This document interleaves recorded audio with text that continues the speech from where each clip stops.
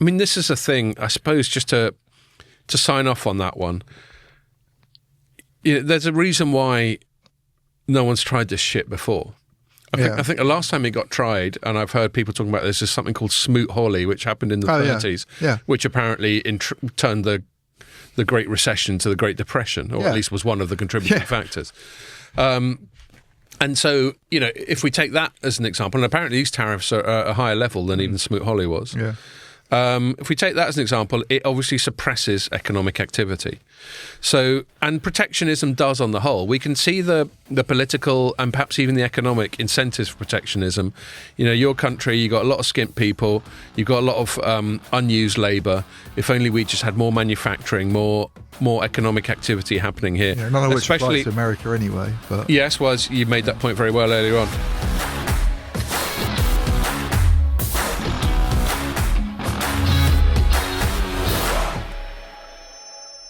Hello and welcome to another Telecoms.com podcast. We're back in the studio because Pierre, you're still fighting off your bug, aren't you, Pierre? But yes. But poor bloke, he's had to go off to the west coast of the US since we did the last pod, which we had to do remotely because Pierre was too ill to come in. That was probably just as well, isn't it? We would have caught it all off you. Yeah, he's not got his bed in the studio though.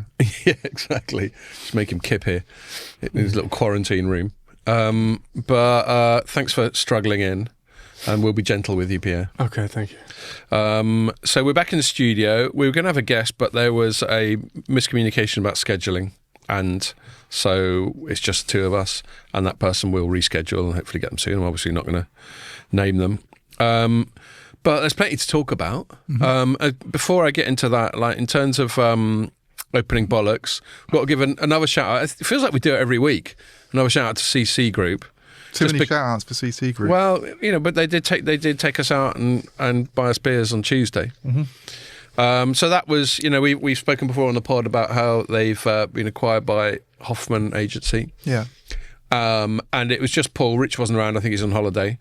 So it's just Paul and then a few other people. There was Katie and Zoe and Chloe and Adam were all out. Hi, everyone. Special shout out to Katie, who stayed out for the duration. Other people being sensible. Adam just got back from Sunderland. The duration, by the way, being the three of us, I think. Well, Ray hung around for quite a while. He did, yeah. And then Ray from Telecom TV and Keith from Mobile Network came along because they'd just been some incredibly dry-sounding event at the Excel. LF networking. Yeah, something where, just... Linux Foundation stuff, isn't it? Something where I just have to give myself dead legs just to stay awake. But Ray hung around for quite a while. I started going to the bar and he went, I'll just have a single rum and coke, and so I just kept getting him doubles, and he just sort of went with the flow. Yeah. And then I medicined us with some cheeky bourbons. He didn't work out that he was drinking doubles. No, he knew. I didn't attempt to deceive him about it. Yeah. But yeah, it was great. I had great chats with everyone. But yeah, special shout out once more to Katie, who's hung around for the duration. And she was just emailing me saying, she's stayed out much later than she thought she would. But fair play. Someone's got to. Yeah. Fucking beer's not going to drink itself, is it? No. We need to help the beer industry. Yeah, exactly. And the bourbon industry. Especially in this era of tariffs, on which plenty more in a minute. So shout out to them. That's the only out and about stuff I think I've done. Is there anything else for you to mention? No, is that it? No, I've not been out. Not for work anyway. Got one other little mention. Someone who says he's spoken to you once or twice. He's called Kevin Holly. Yeah, he's from BT. Yeah, Industry Standards Director and Distinguished Engineer at BT. Mm-hmm. Do you think, Kevin, do you start as just engineer and then someone goes, oh, he's a rather distinguished chap? Do you sort of come in with a bow tie and a waistcoat or something like that? He does look quite distinguished. He does. Well, anyway, he's distinguished as far as I'm concerned because he sent me a message on LinkedIn, which I'll read out. He goes, really enjoy your podcast. The length is just right, Pierre. Even if it takes me a couple of days to listen. So there's a sort of contrasting thing. The in-depth review of telecoms issues is really thought-provoking, and the balance between Scott and Ian is great. Real-world issues are hugely important when thinking about what customers truly value. There's another endorsement for my MO. And you bring those across very well. Thanks for a great podcast. So thank you very much, nice. Kevin. That's really kind. So now we've got 6 fans. I think I counted 5. I know Kevin, yeah. Yeah. So those are great. They're obviously very gratifying when people get in touch. He's often at events. Right. Yeah. Yeah, I mean, he doesn't... and I imagine he would have been at this... In fact, I think he was, because I think he said he was going, this South Korea confab about 6G. Oh, right. I'd imagine he would have been at that. Yeah, well, he did mention in a follow-up chat, he mentioned that Neil McRae used to be his boss, so I think it was listening to the McRae one from last week that inspired him to write him. So, yeah, cheers for that. And it's always good to hear, the format's interesting. I mean, the format's obviously completely organic. It's just us two sitting down and chatting.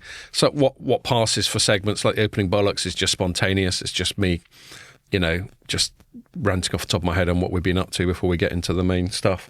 And I think most podcasts are fairly unstructured. Yeah. So it makes sense. And all we really do is we try and pick 3 sort of stories to cover each week. And then if we've got a guest, the main segment's always whatever the guest's into. Yeah. But we don't have a guest. So the 3 stories we're going to... We decided there's no avoiding this tariff thing that went on earlier on this week, which Donald Trump called... Liberation Day. I was going to say Independence Day. Well, they should make a film of it, though, shouldn't they? Liberation Day. It's a great name for a movie. Did you see the... Starring who is Donald Trump. Did you see the video? They came up with a video. Really? They've already done it? What? Yeah. Look. Oh, my God. I'll see if I can get some audio. Texas by 2026. The company says it is now... It's basically a montage of cherry-picked reports on what a fucking great idea all these tariffs are. But it's such a cheesy video. From Fox News and Fox News. Well, but it's put out by the White House, and it's called Happy Liberation Day America! ! Yeah. Anyway, so and we'll get into that properly in a sec. But it's basically Trump just going, do you know what? Fuck it, I'm going to put loads of tariffs on everyone. Yeah. So basically, the thing that he was threatening to do, that everybody went, no, he's not going to do that. He's all bark and no bite. Yeah, no. Turns out they were wrong. Say what you want about Donald Trump, he does fucking follow through on his promises. Yeah. So you were warned. Yeah. So we'll talk about that, and there are, as Kevin just said in his kind message, the big picture stuff obviously affects everyone, including the telecoms industry, but there are some more telecom specific angles we can take on that. Yeah, lots. And then at the start of the week, Huawei, which is probably quite insulated from these tariffs by virtue of the fact that America's already banned it anyway. Yeah. Came out with its annual number, so it sort of teased them. Do you remember we did a whole episode of the pod just based on one data point? Well, now we've got all the data points, so in theory we could talk a lot more. But we'll drill down into that and see what it says about it. I see you did a bit of analysis, looking in. We both focused on their lower margins. Yeah, I think that the profit was the most interesting thing because we knew the result. We knew the sale. I saw a few news wires last week coming out with the sales as though it was a new thing, but that had already been reported about 3 months ago. So, and also they say profits plunged as if it was somehow scandalous, whereas a lot of it was down to like one-off disposals. Some of it was down to one-off disposals. Yeah, but as you went into, there's some other stuff. So you dug under the skin of that a bit, which is good. Yeah. And then and then you've written, I take the piss out of you because I say you're obsessed with talking about RAN chips and all that sort of thing. Third biggest company in the world is doing RAN chips or trying to. No, and as you said just before we started chatting, you're one of the few people that journalist that is focusing on it, so fair play to you. And also what I can't argue with is you say you normally get a fair bit of interest each time you write something about it. People seem to be interested in reading about that stuff. I stress I'm only taking the piss just because whatever you wrote a lot about, I take the piss out of you about obsessing about that, so it just happens to be that. But it is also interesting, and I've got some, it's less expert but nonetheless slightly informed opinions on the whole thing. Some of it we touched on when we spoke about Nvidia's big initiative a few weeks ago, but we'll finish off talking about that. You also revealed that you do know the difference between Open RAN and Virtual RAN before we came on the pod, even though you complain that you don't. Yeah, I do. It's where I get more confused is how they're used. They sometimes come up and I mean, you can have a purpose-built RAN that uses open interfaces. Like appliances and ASICs, but you open the interfaces to allow that baseband to run with somebody else's radio. It's the messaging from the industry that sometimes throws me, because sometimes they get sort of slightly conflated, or at least the Venn diagrams overlap a little bit. And that's where companies like Orange actually groups virtual RAN under Open RAN. They say it's a part of it. But you're right. I mean, to be specific, Open RAN is about sort of decoupling the actual radio and then the stuff that immediately supports it, like what the baseband, servers, they do the compute stuff. Whereas virtual RAN, and again, it's changing the stuff in the servers. Changing from appliances to servers. Really. And so, and again, is there a difference between virtual RAN and cloud RAN? That's is cloud RAN more like getting into the public they cloud? get used interchangeably, and it's harder then to tell what the difference is. But I think cloud RAN implies that you're doing what we can talk about this. Let's not steal our own thunder. Now, but so that's what we'll do at the end, and it might sound dry and arcane, but by that stage we'll have had 3 or 4 beers. So we'll make it really interesting. Bring some life to it. Let's start on the tariffs. And we often have this benign tension where I'm inclined, partly just because I've got a shitty attention span, and partly because, to be quite honest, I don't find the telecoms arcana as interesting as you do, or someone like Ray does. I was chatting to Ray and Keith, and they've both gone to this very in the weeds conference. Yeah. And fair play to them.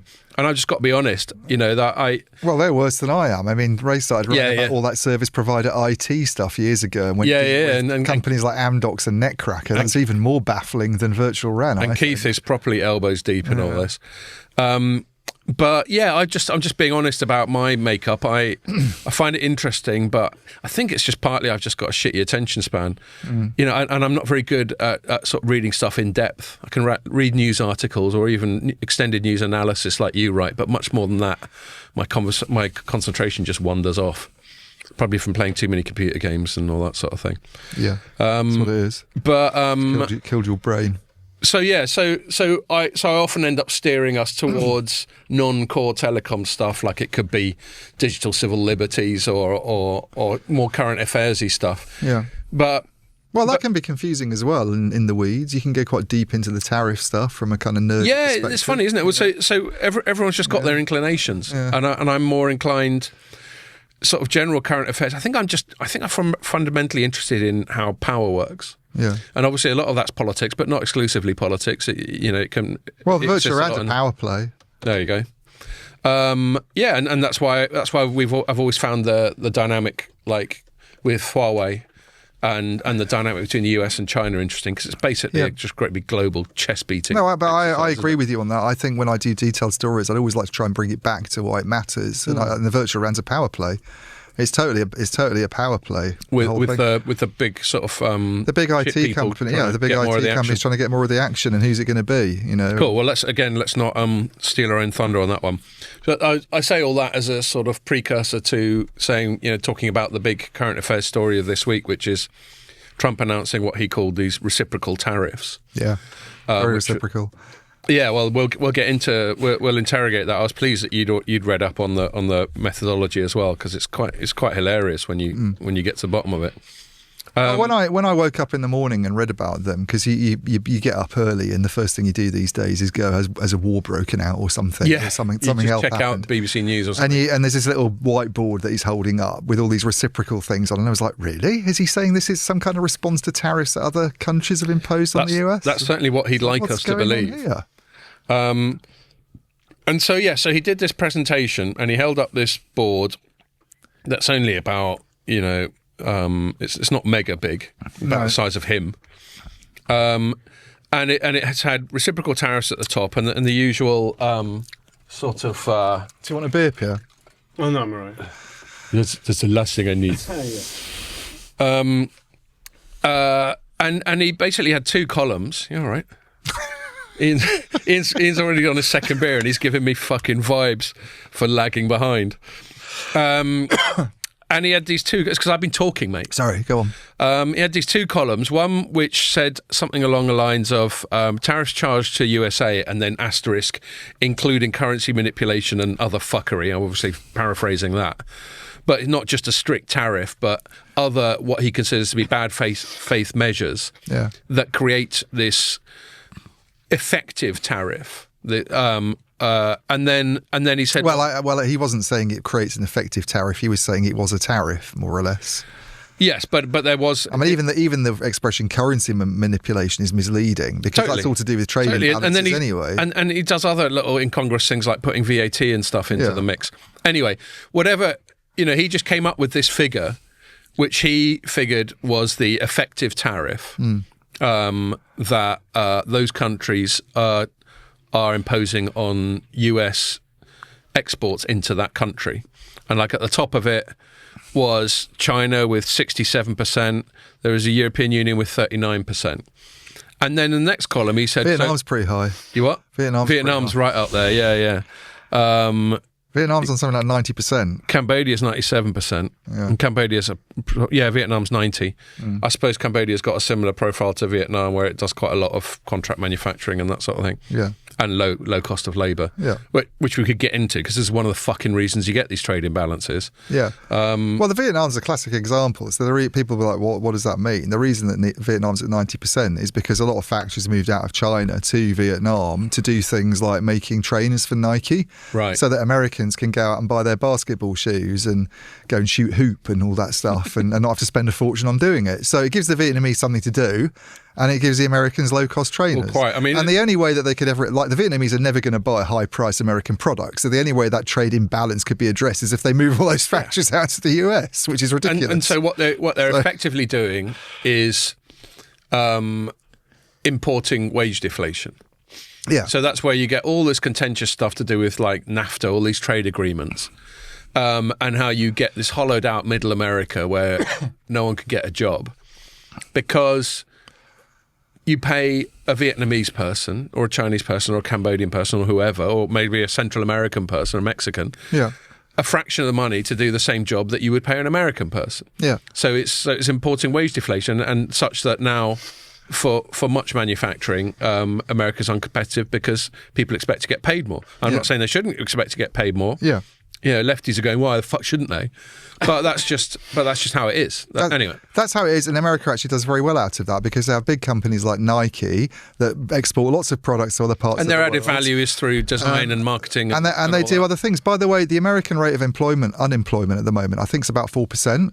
Right. So it's not a historic low. I think it's been down at 2.5% as low in the past, but it's pretty low. I mean, it was up at 15% in 2020. There aren't loads of Americans sitting around waiting to do all these low-cost jobs that are done in Vietnam or Asia. Well, they would do them, but they'd want to get paid more.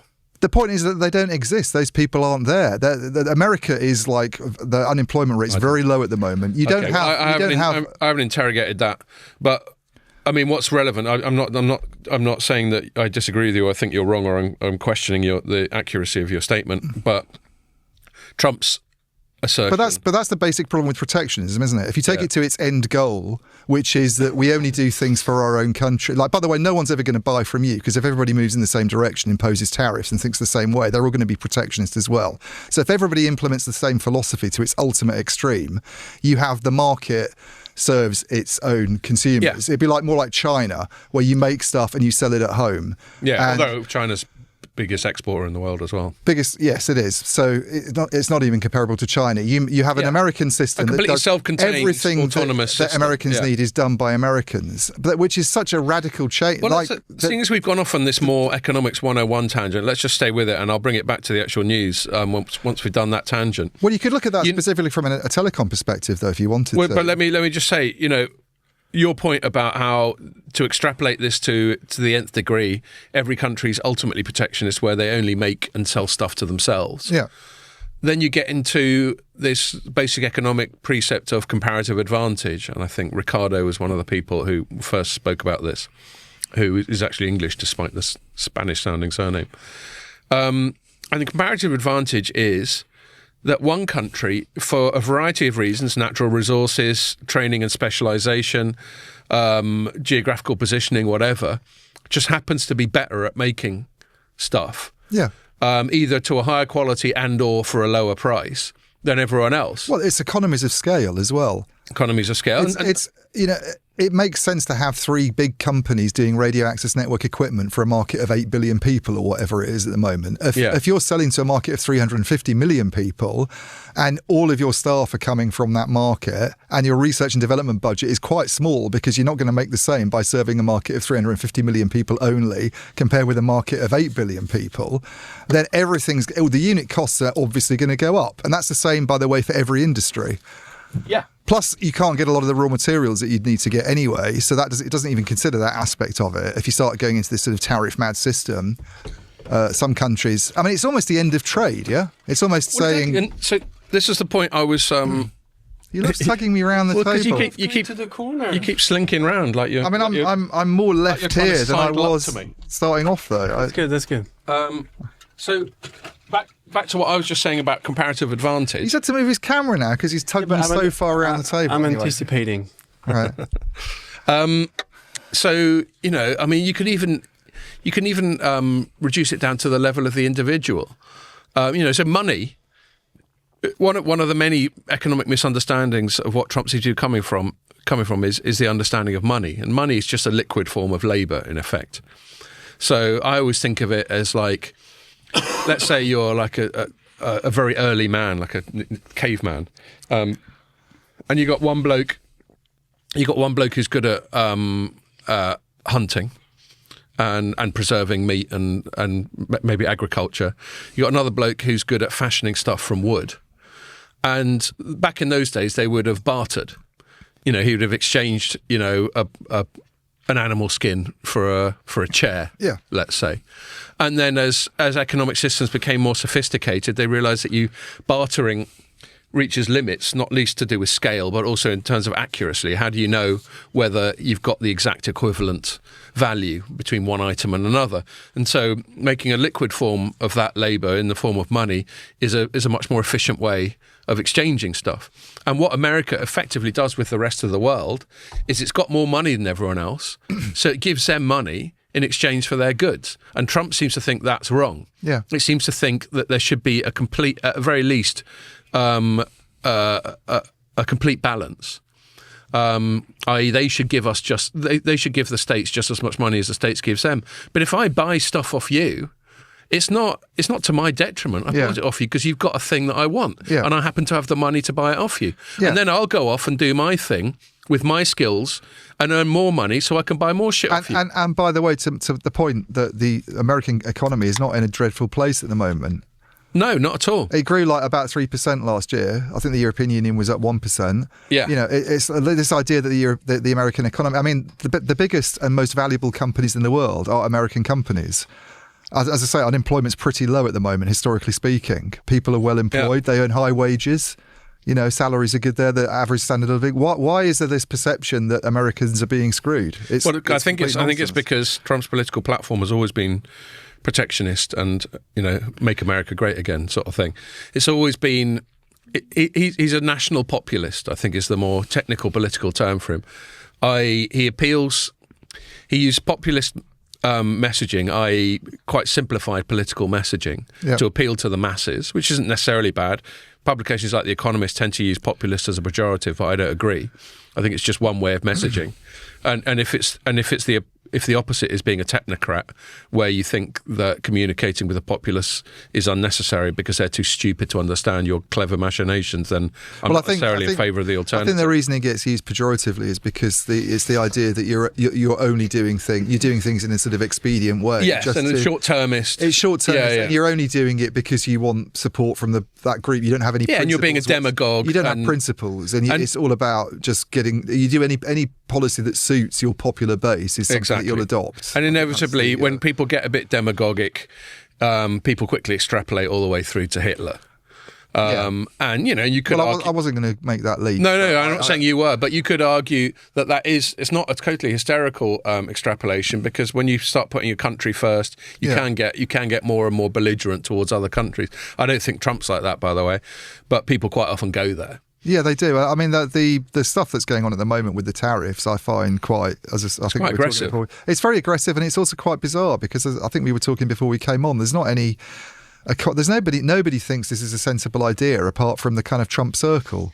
Well, Trump's just convinced that trade imbalances are bad. What's that guy? A lot of the Republicans at the moment are really upset about this, I think. The sort of mainstream, sort of older school Republicans who have actually been quite behind Trump over the last few years. I think you're starting to see some cracks now where this just doesn't look very sensible to anybody. Yeah, they're like, well, what the hell's going on? I think we should talk about it as regards telecom, though.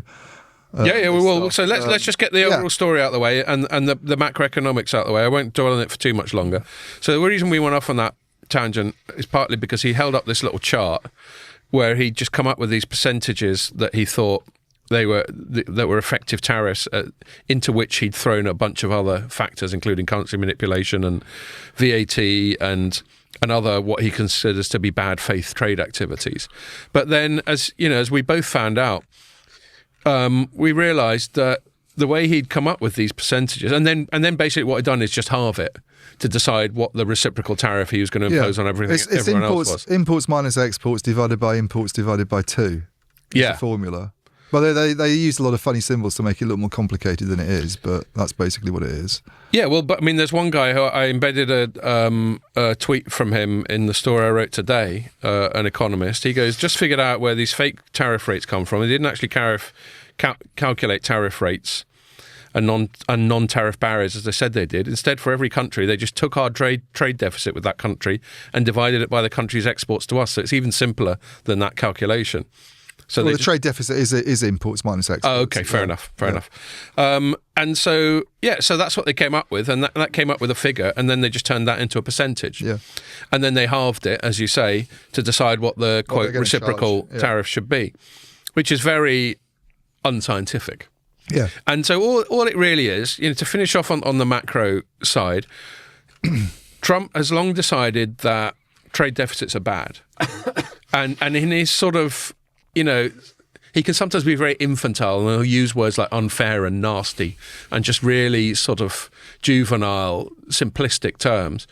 And he's just decided that America's getting fucked over by the rest of the world, and the evidence of that is a trade imbalance. And some of the stuff we got into, another point I'll make about trade imbalance, leaving aside the fact that it's just a fair exchange of money for goods, is another reason why there could be a trade imbalance, apart from the cost of labour, which is a big part of it, is maybe American manufactured goods aren't very good. Yeah. I mean, I think the car industry started falling behind places like Japan and Europe in like the 80s, when they were still making these tanks, these sort of Lincoln. Yeah, but it's not as though they don't have companies that are extremely valuable companies that do. I mean, I'm just talking specifically about manufacturing before we get into big tech and that sort of thing, which maybe is where you were headed. Well, it was, but I mean, it's notable that the most valuable companies in the world at the moment are all American. It's not like they've got this lack of industry. Certainly not. And it's interesting that tariffs tend to focus on manufactured goods as opposed to digital services, which is what they're really good at. Yeah. They're good at making chips. I mean... okay, you could say they don't make them. We've had this argument before. Yeah, indeed. They're good at designing them. You would regard NVIDIA as a maker, though, and an ARM as a designer. No, they're good at designing. They're good at designing chips, and then the actual manufacturing is largely done by TSMC and that sort of thing. That's true. But they're great at semiconductors, and obviously Intel is fallen from its pedestal quite significantly. But that was always one of the most significant companies. I mean, they're still a big player. Yeah, totally. So they're brilliant on chips. Cloud. They're pretty fucking good on AI at the moment. Cloud, well, anything that's hyperscaler, they obviously kick ass. So we got like we've got Amazon and Google and all that. Yeah. And Microsoft, and they're always right up there, and of course Apple. Yeah.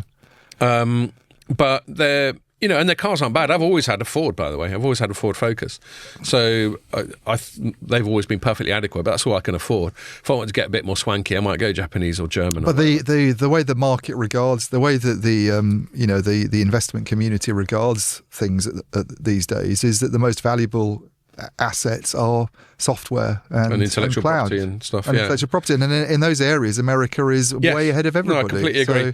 So it's interesting that this is all just done on goods, and I had a look at it when I was researching it, when I was writing it up yesterday. Who was it? I think the Wall Street Journal. They had a good piece where they sort of illustrated the main where there is a trade imbalance. What product categories that falls into. So there's a massive trade imbalance with China, and the main categories they flagged up that US imports from China are electronics and machinery. Yeah. Machinery kept coming up, which is interesting. I never really think of it because it's not a consumer device. Yeah. Unless this is what's really going to hurt American companies, though. A lot of them is that they can't get access to the stuff that they buy from China to make things. Quite, and then from the European Union, as well as pharmaceutical products and vehicles, machinery was one of the main products that the Wall Street Journal flagged up from Mexico, where it has a massive trade imbalance. Although a lot of that will be cars, stuff, isn't it, with Mexico? Yeah, vehicles, machinery, and electronics again. And the only other one it really detailed was Canada, where there's a bit of an imbalance, and a lot of that is an import of energy, which is interesting when you consider how good America's got at fracking and all that. But an interesting one with machinery and also with Mexico. And you were talking about this earlier, and again, this is a more macro thing. The way global trade works now and the way global manufacturing works now is there's so much comparative advantage that you're constantly jumping over borders to get bits of your especially for a very complicated piece of manufacturing like a car. Yeah, you're constantly jumping over borders to get various components, various bits of assembly, and all that sort of thing. It's not like you've just, of course, because the only other way to do it is to have extremely expensive cars and extremely expensive stuff, and probably people would all be a lot worse off. We wouldn't be able to pay people enough to actually, the consolidation that's happened in the RAN industry, for instance, it's the base companies doing base station equipment where there used to be 12 and it's gone down to 3, has brought these enormous, one of the reasons why there are now like God knows how many billion smartphone subscriptions in the world. That wouldn't happen if you didn't have that kind of globalization. Yes. No, totally. And the smartphones themselves are all made in China or Vietnam. Yeah. Foxconn is the biggest contract manufacturer in the world, and it's actually a Taiwanese company, but a lot of its plants are in China. Which is always an interesting thing. Apple was one of the worst hit companies, wasn't it, by all of this, unsurprisingly, I suppose. It went down. What did it go down? Pierre will know. It went down like 10%. 10% or something. Yeah. Yeah. Well, so it's below 200 now. $200 a share. Wow. It went down from 223 to 200 now. Were they while you got the mic in front of you, Pierre? You were just in the States. Did you hear any chatter about all this while you were over there? No, it was literally like happening as I was there. So I only talked to really Phil about this. Right. People on the street were just. Let me guess. Phil rolled his eyes and went, "It's the end of the world." Crying. I can't imagine Phil was a fan. People at the airport were crying. No. Well, like you say, there will be a lot of people like Trump's hardcore base in the US will all think this is a good idea. And I suspect in a year's time, they won't think it's such a good idea, but it'll, Actually, I just realised that Wall Street Journal one also has a chart where it factors in services. So per your point about big tech and all that. And the US runs a services surplus. Nvidia is below $100 as well. Sorry. So it runs a services surplus with the rest of the world. Of course, yeah. It has a total trade deficit, which if you include goods and services, that's quite interesting. It has a total deficit. So the services surplus is much smaller than the goods deficit is. Yeah. But yeah, what were you saying about Nvidia? Nvidia is below $100 as well now. Yeah. This is a second day in a row. Well, exactly. So let's take someone like Nvidia, and we were just talking about chips. Nvidia's, I thought they were exempt. Well, see, this is one of the things that we're going to lead up to. It's such a blanket thing.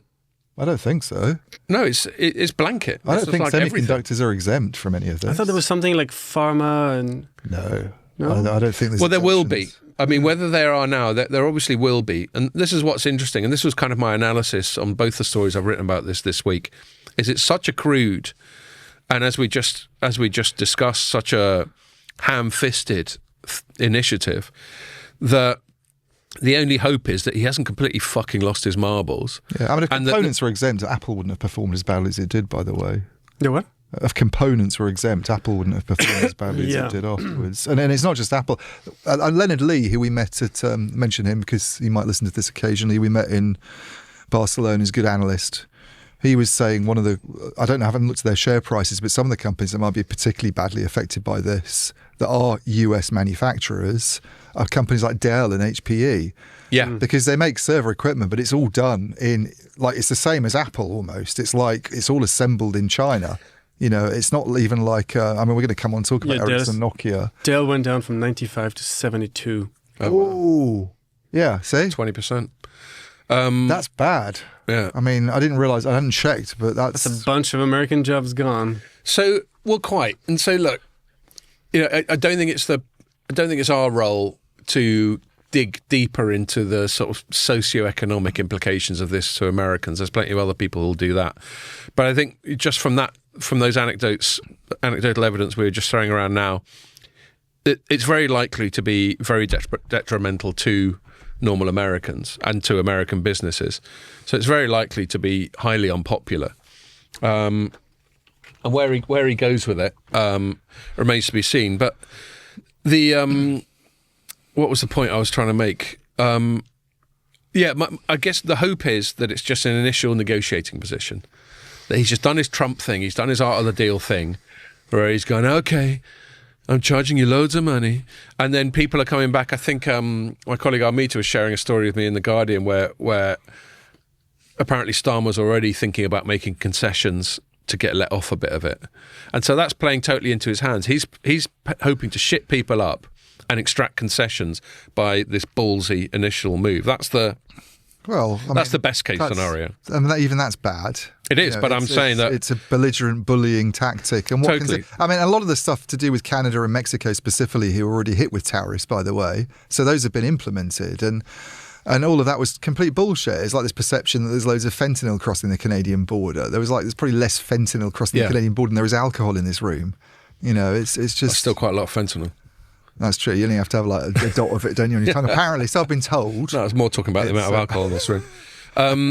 Yeah, I know. And he just comes up with reasons, and he just pulls reasons out of his arse. It could be fentanyl, it could be whatever. Yeah. But yeah, that's the hope. And then that's the best case scenario. He and said then that China panicked, did you see? Say it again? He said China played it wrong, they panicked because they retaliated. Right. Well, they have retaliated. That's not panicking, is it? Yeah, they played it wrong. They should have come to me and kissed me. Yeah, well, there we are. So that sort of feeds into the narrative. They did what I did. How's that fair? Yeah, exactly. And so it just seems very crude, and sometimes it works. And you know, if this story that my colleague shared with me about Starmer already looking to make special concessions to US companies, then that's exactly what Trump wants. But there's also been reports that Starmer, they have a list now of goods that they could hit in return, for instance, and I mean, they don't want to show that they're being soft and weak. Okay, but if our response to this is to make special concessions to US companies, then that is a capitulation, isn't it? Yeah, it's a capitulation, but as I say, there's also reports that the opposite's happening and that they're preparing some... and they'll be leaking those reports out going, we're not going to take any just shit. Like the EU's come out with a bunch of stuff that it's planning on. Well, I've got more on that EU, especially France, actually. Yeah. I could have done with you leaning over my shoulder because I was trying to listen to an interview in French where it wouldn't do an auto-translate. But I looked at a chart, and the UK and France actually are pretty low on the tariff scale. Well, so what's happened? The EU, no, they're not the same. The whole of the EU is 20%. The EU gets treated the same way. But there was something with France specifically where it looked... No, mate, you're in the EU. You don't get some kind of special we're French thing. What will happen is that there will be negotiations. There may be capitulations. There may be... Or it could be people like China just going, fuck you. I'll see your tariff and raise you some bullshit. But it will settle down in time. The question is what level it will settle down to, and how much damage is done in the meantime. And you know, most people it might not settle down. That's one scenario. Well, that's the worst case scenario is that he just says, "Fuck it, I'm going to keep this forever." There's the settling down scenario, and there's a scenario where it just gets ramped, and the countries respond with their own tariffs. Yeah, and so we get this escalating tariff war that's like what happened in the sort of 30s sort of thing. Okay, well, actually, that leads on to the story I wrote this morning, where this woman is called, what's her name? Yes, Sophie Primas, or Prima, I guess you'd pronounce it in French, wouldn't you? Primas, Prima, which means female cousin in Spanish as well, by the way. And she's the government spokesperson. So they seem to have one particular spokesperson. And she went on to a Luxembourg radio program, a broadcaster called RTL. And I'll read out some quotes. I mean, I was reliant on AFP, Agence France Presse, is that what it is? Yeah. Yeah. For the translation, but I embedded the French for anyone who speaks it. So if you're really interested, Pierre, you can check that out while you're recovering. And she goes, we have a whole range of tools and we're ready for this trade war. Then we will look at how we can support our production industries. Trump thinks he's the master of the world. It is an imperialist stance that we have somehow forgotten about, but which is returning with such great force and great determination. And then she went on to say, we're also going to attack services. For example, online services, which are not taxed today, but which could be. Now, of course, they are taxed. There will be a corporation tax and that sort of thing. But as I think we know, they get away with a lot of tax just through clever accounting and offshoring and that. And so that's really interesting. Back to what we were saying about how Trump's tariffs are mainly on physical goods. Yeah. Well, Europe's going, okay, how about we tax your fucking services, which is big tech. Yeah. And that would be a massive escalation, wouldn't it? Totally. You can just see Trump throwing his toys out the pram if they did that. Well, you think about the use of the cloud. I mean, it's quite interesting this week reading about things like Deutsche Telekom having a closer deal with Google Cloud, for instance. We just wrote that up this morning, yeah. Yeah, I mean, you think about how the sector we're in, how much it is in with American, software companies, relying on them for, data centers and artificial intelligence and all this stuff. That's massive. That's a real escalation, in terms of... it is. I mean, how they'd implement it, I don't know. I mean, how do you work out the value exchange when I use my Gmail or something like that? Yeah, I mean, the danger is, though, that you then end up hurting your own, if you're very reliant on these companies. The UK's, which I was looking at today because I'm sort of midway through writing a piece specifically about UK's approach to public cloud, but they have this ongoing cloud investigation. I mean, these things are drawn out. It's like that. Look at Vodafone 3 sort of merger. It goes on forever. But they came out with some preliminary findings in January, and I was going over those, and they're pretty scathing what they've got to say about the US providers. It's like the AWS and Google have each got about a 40% share of the UK market, and then the next biggest one, guess what, is AWS and Microsoft. Sorry, the next biggest and then the next one is Google. Yeah, and that leaves some companies that don't really long count. Tail of, and they were basically saying things like. Everybody's paying too much and that money would be better invested somewhere else. But there's evidence that Microsoft has been making it hard for you to run applications on AWS or Google as opposed to Azure. I mean, this has been a topic we've spoken about for almost as long as we've been talking about public cloud. I remember where I got a quote from Scott Petty at Vodafone when I asked him at a press event, and I think you were on holiday when that press event happened, and asked him about migration from one public cloud provider to another, and his quote was, "It's a pain in the arse." Yeah, I think I used I think I relied on you to feed it back to me. This is what he'd said.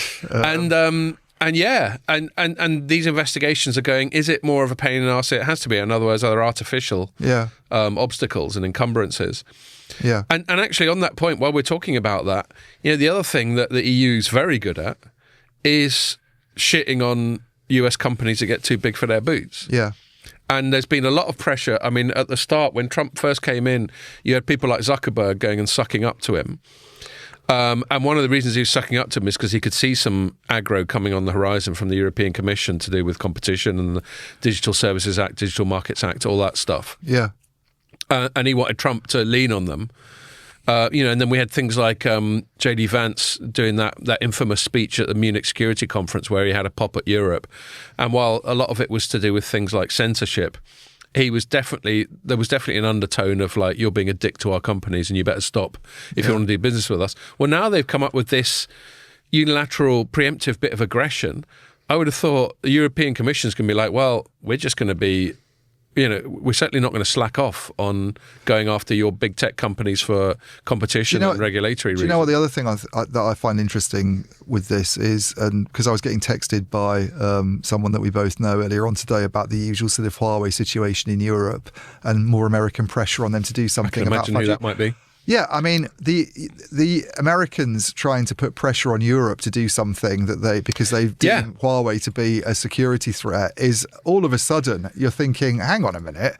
Why should they play ball? The European Union is going to regard Huawei in quite the same way potentially. Well, I wrote a piece along those lines a little while back basically saying the Yanks have got a fucking nerve asking Europe to play ball when they're doing all this stuff. And this, if it's the person that I think you're referring to, they got in touch with me to correct me. And I'm just like, I stand by it. Yeah. You can't have it both ways. Of course not. I mean, I think their point was talking about this toolbox and all that sort of thing. Yeah. But I don't think Europe is aligned. Americans who've already done as much economic damage as they've done this week have a lot less kudos and a lot less ability to kind of persuade the Europeans to do what they want. There's no goodwill at all, really. Let's be honest at the moment. That's gone. Did you see that they figured out the formula, right?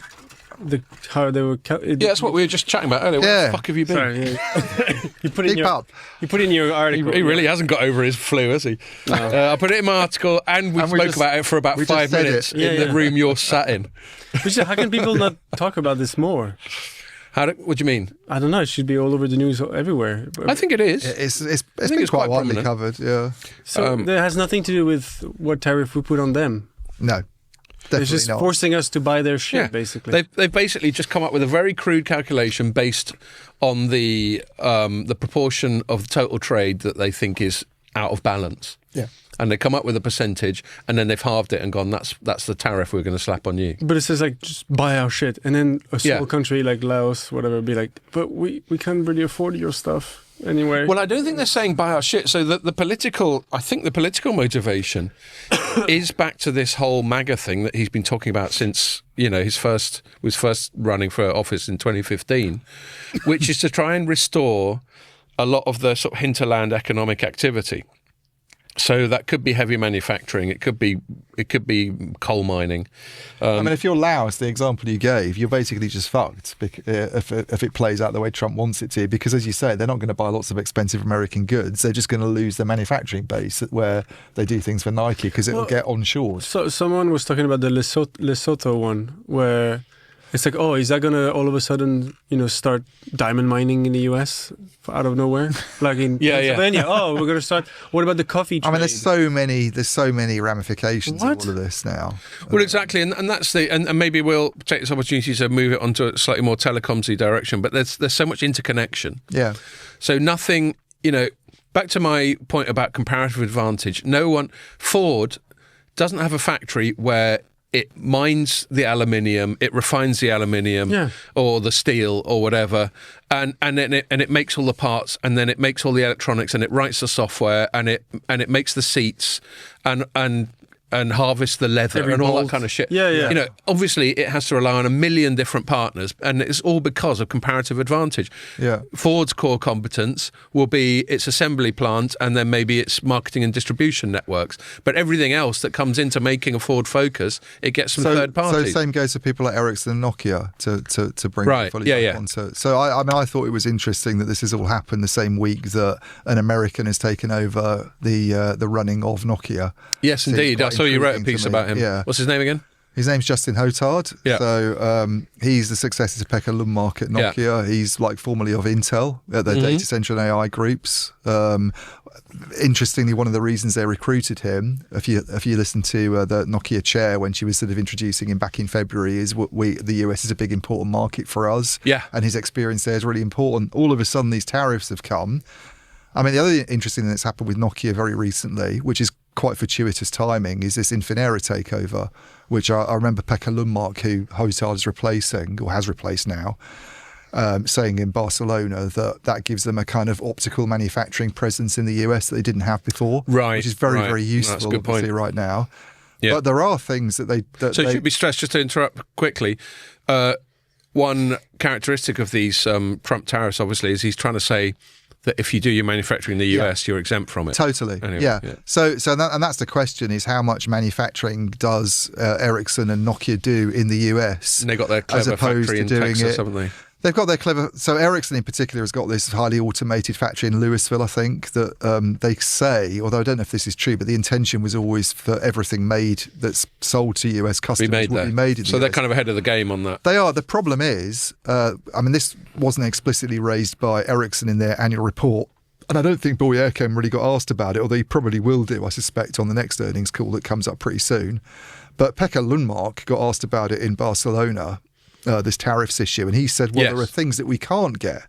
There are components, printed circuit boards that just don't exist. The supply chains for those don't exist in America. This is exactly what we're talking about with Apple, basically. This stuff's not done in America. It's done somewhere else. There isn't a single iPhone made in America, to the best of my knowledge. Yeah, so I think Leonard Lee's point, and by the way, I should mention that I didn't speak to him directly, because I mentioned him recently, the analyst. He was quoted in an article that Fierce Wireless had done. Okay. Fierce Network, as I think it's called nowadays. Okay.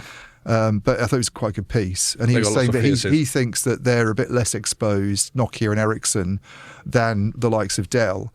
And share price movements would suggest that's right, because they do have manufacturing facilities in the US. One thing that's really interesting that's happened with Nokia, by the way, is... and I suspect this is connected with their whole pressure to cut costs, is that they've closed down loads of their own facilities in the last year. Like they had a lot of radio systems done in Connecticut, for instance. Okay. And, they've gone down from having all these owned factories that they used to use to produce goods to, I think almost a quarter of their stuff was owned, manufacturing was owned 2 years ago. Now 4% is. And they've basically gone and relied on contract manufacturers more. Yeah.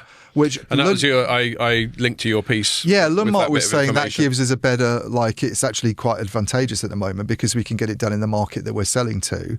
But the point he made was there are things we can't get. The things we can't get in those markets. Yeah. These components that you have to source from other parts of the world. And so the knock-on effect is going to, but the implication is it's going to drive up costs for Nokia and for Ericsson in the same way that it would for Dell or whatever. Yes. Because you're going to get hit by tariffs. Then there's a question, do you pass those on to customers? Do you try and swallow it? They're already under a lot of pressure anyway, these companies. I think more broadly, you always pass it on to customers, which is why this stuff is inflationary. Yeah. It could be telecoms or it could be anything that gets exported to the US. If there's a tariff on it, well, the person who's doing the exporting is just going to raise their price. Yeah. And, another bit of what passes for logic that goes along with this is Trump's thinking, well, then that means that American consumers will buy more American shit because it'll be relatively cheaper. And maybe they will, but there's a reason why they don't buy that American shit now. Yeah. It's because they consider the imported stuff to be better, either better value or high quality or whatever. Yeah. But so what he's doing is he's forcing his own people to buy stuff they wouldn't buy otherwise. Yeah. And the other interesting thing I think about both Nokia and Ericsson in the context of geopolitics and what's happening at the moment is there's been a lot of speculation over the last year or so about, first of all, people at Ecom saying, oh, Europe's rubbish, maybe we should move to America, be an American headquartered company. And often that's a bitch about regulation. Let's go and live in America and be an American headquartered company. Yeah. The speculation that's been running for ages about Nokia's mobile business being sort of carved off, and maybe with someone like Hotard joining, he's clearly you've said this yourself, that he's more interested in the data center and AI stuff, obviously, because that's the background. And I sort of over-extrapolated and said they're not interested in mobile anymore. Quite clearly, the big growth opportunity for Nokia that doesn't exist for Ericsson, by the way, is not mobile, because it's a flat market and it's forecast to be a flat market by anybody who knows anything about it. It's forecast to be flat. It's all that stuff we learned, like when we had lunch with Nscale. And but the issue I have with Nokia being acquired by some kind of US interest, other than, there's loads of complexities about that and all sorts of barriers I can see regarding that, is that I wouldn't imagine any of Nokia's customers viewing that as a very good thing, any of their mobile customers. And usually these people get consulted on what they think about this sort of... Why do you think they wouldn't view it as a good thing? Because none of them are American. There's not a single customer apart from T-Mobile. Yes. So you'd basically have an American-owned RAN provider that sells stuff to other parts of the world. Well, in a market where a trade war's just started and tariffs have been imposed, that's not a good look. And by the way, is because we've got an American headquartered company that does RAN equipment all of a sudden that's quite significant. Are AT&T and Verizon, who pivoted away from Nokia previously, suddenly going to change their minds and start buying from Nokia? Of course they're bloody not. Because, AT&T's already started. Maybe they will. If this trade war goes mental. No chance. All right. No chance. I mean, AT&T's whole justification for it's already taken out a huge amount of Nokia equipment that had not fully depreciated, costing it potentially billions. Yes. Right? Someone's paid for that, whether it's Ericsson or AT&T. Someone's had to swallow that cost. We reckon cost. Ericsson probably swallowed a fair bit of it. To then explain to investors why you were suddenly going back to Nokia, not to mention the fact that their whole justification for that move in the first place was to have this sort of single platform, this horizontal layer of service management and orchestration technology that you then add components on top of in a kind of open RAN way. It would make that look nonsense as well. Swap outs in the telecom sector don't happen unless there's a really good reason, like somebody banning. And by swap out, you mean replacing something before it's reached the end of its useful life. Yeah. So I think the whole idea of Nokia's mobile business being acquired by the US, this whole tariffs thing makes that look really awkward at the moment. Yeah. Well, it throws a spanner in the works of nearly everything. That's what's so remarkably disruptive about it. There's a part of me that's almost like fair play to the bloke for just being as utterly reckless and gung-ho as he is. But then there's a bigger part of me that thinks, steady on, old chap. Yeah. Well, I just think he's an economic vandal and Americans voted for him. Now you're going to have to live with it. But unfortunately, the rest of us have got to live with it as well. Yeah. Besides, he's got a lot of other redeeming features at the same time, isn't it? But, yeah, well, exactly. I mean, he was always considered to be quite strong on foreign policy, but none of that's really working out in like Ukraine and Israel and that sort of thing, is it? Well, I mean, he was going to sort Ukraine out in 24 hours. Exactly. Instead of which he just seems to be sort of letting Putin do whatever he wants. And as for Israel, I mean, it's just basically let's turn bits of the Palestinian Authority's territory into golf courses. Seems to be the approach, yeah. Other than that, he's a wonderful man, though. Well, I mean, yeah. I'll tell you another thing, actually, talking about antagonism with Europe, which I briefly nodded to in the piece I wrote today. Do you remember I said, I still won't say who it was, but when I wrote my piece after Mobile World Congress, I said one of the most remarkable things we heard while we were there was an off-the-record thing from a C-level person at a major European operator that had basically had the Americans say, scrap your DEI policies or we won't fucking work with you. Right. And, that was something I just heard, on chit-chat, so I can't attribute it. But now it's coming out into the public domain. There's a big fuss in France about that.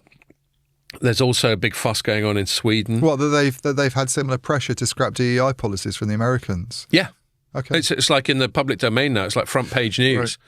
Right. Where you should have written about that, mate. Well, there wasn't a telecoms angle. Oh. Well, it's a telecoms company, though. Well, no, but the one I mentioned that was off the record, I did mention it in my post-Mobile World Congress write-up. I just didn't do I did read that. I just didn't do a whole story on it because all I had was that one off-the-record comment. Yeah. I mean, I suppose I could. If I was incentivised more in a sort of Bloombergy FT-ish way, maybe I would have done a big splash on it. But I just thought it was an interesting thing. And anyway, I do remember you writing about it in your report now. Yeah. But now this has become like front page news in France and also in Sweden. There was a big fuss actually to do with Ericsson, where someone at one of their papers, because they've got a fairly robust, active press in Sweden, haven't they? Yeah. They really keep everyone on their toes. All got names that I couldn't begin to pronounce. Yeah. And oh God, yeah. And someone had noticed that in the latest Ericsson annual report, all mention of diversity, equity, and inclusion had been taken out. Whereas in the previous year, if you did like a Control F search, unbelievable, there was about 100 of them. Do you know what I find sad about all this though is, and you've made this point yourself in the past, and I probably thought, oh yeah, that's just sort of Scott going on about something, but the whole DEI stuff that was a few years ago, obviously going back to almost a different world, it seems now. Everybody was crazy about this. All companies were. It was like it was like the main priority. Is it ESG and all this stuff? Yeah, so ESG. Environmental, social, and governance. Yeah, that's right. And then DEI is diversity, equity, and inclusion. And it was almost like what I call corporate virtue signalling. And this is the thing, you always said it was corporate virtue. How quickly have all these companies swung It shows how unprincipled companies are. This is part of it. They don't have principles. They're just about making money. Haven't I always said that? Yeah. That I actually think it's impossible for a company to have principles. Yeah. That's just not their MO. It's possible for an individual. It's possible for the CEO of that company to have principles, but it's not possible for the company on the whole. And so when they try this corporate marketing, they go, well, we're all about touchy-feely, fluffy yumminess. It's just marketing. If I'm trying to be more sympathetic towards what's happened, I could say that maybe they probably massively overreached with the DEI stuff, even though some of it was well intentioned. I'm trying to be sympathetic here. They overreached. The constant rainbows and all that sort of thing. But I think if you look at it in a sympathetic way and you say, well, there was an effort to try and do something about let's get more, ethnic minorities or disadvantaged groups perhaps into the workplace. They overreached by making it a quota thing and a positive. And that word quota is at the core of my objection. And therefore, there's been some kind of public backlash. So you could say that the companies, rather than being unprincipled, are just basically reflecting public opinion and a change in public opinion. I don't know, but it's still where I agree with you. The Ericsson thing I find really surprising because they come from a touchy-feely country. They're very right on in Sweden. And in a lot of ways, sincerely. So, when I say that I don't think it's possible for a company to have a moral compass, that doesn't mean that I can't generalise about a national culture.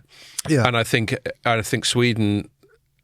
I mean, I don't know any of those, the sort of Nordic countries that well, but I'm pretty sure all of them. Yeah, I know, but I know Ericsson. I know Lego. I think all of them, about openness. I think they're all quite ahead of the game. Certainly when it comes to sexual equality, and all that sort of thing. And I think in some ways it's backfired a little bit. I know there's a lot of immigration-related aggro in Sweden these days. But anyway, I'm not going to go down that rabbit hole.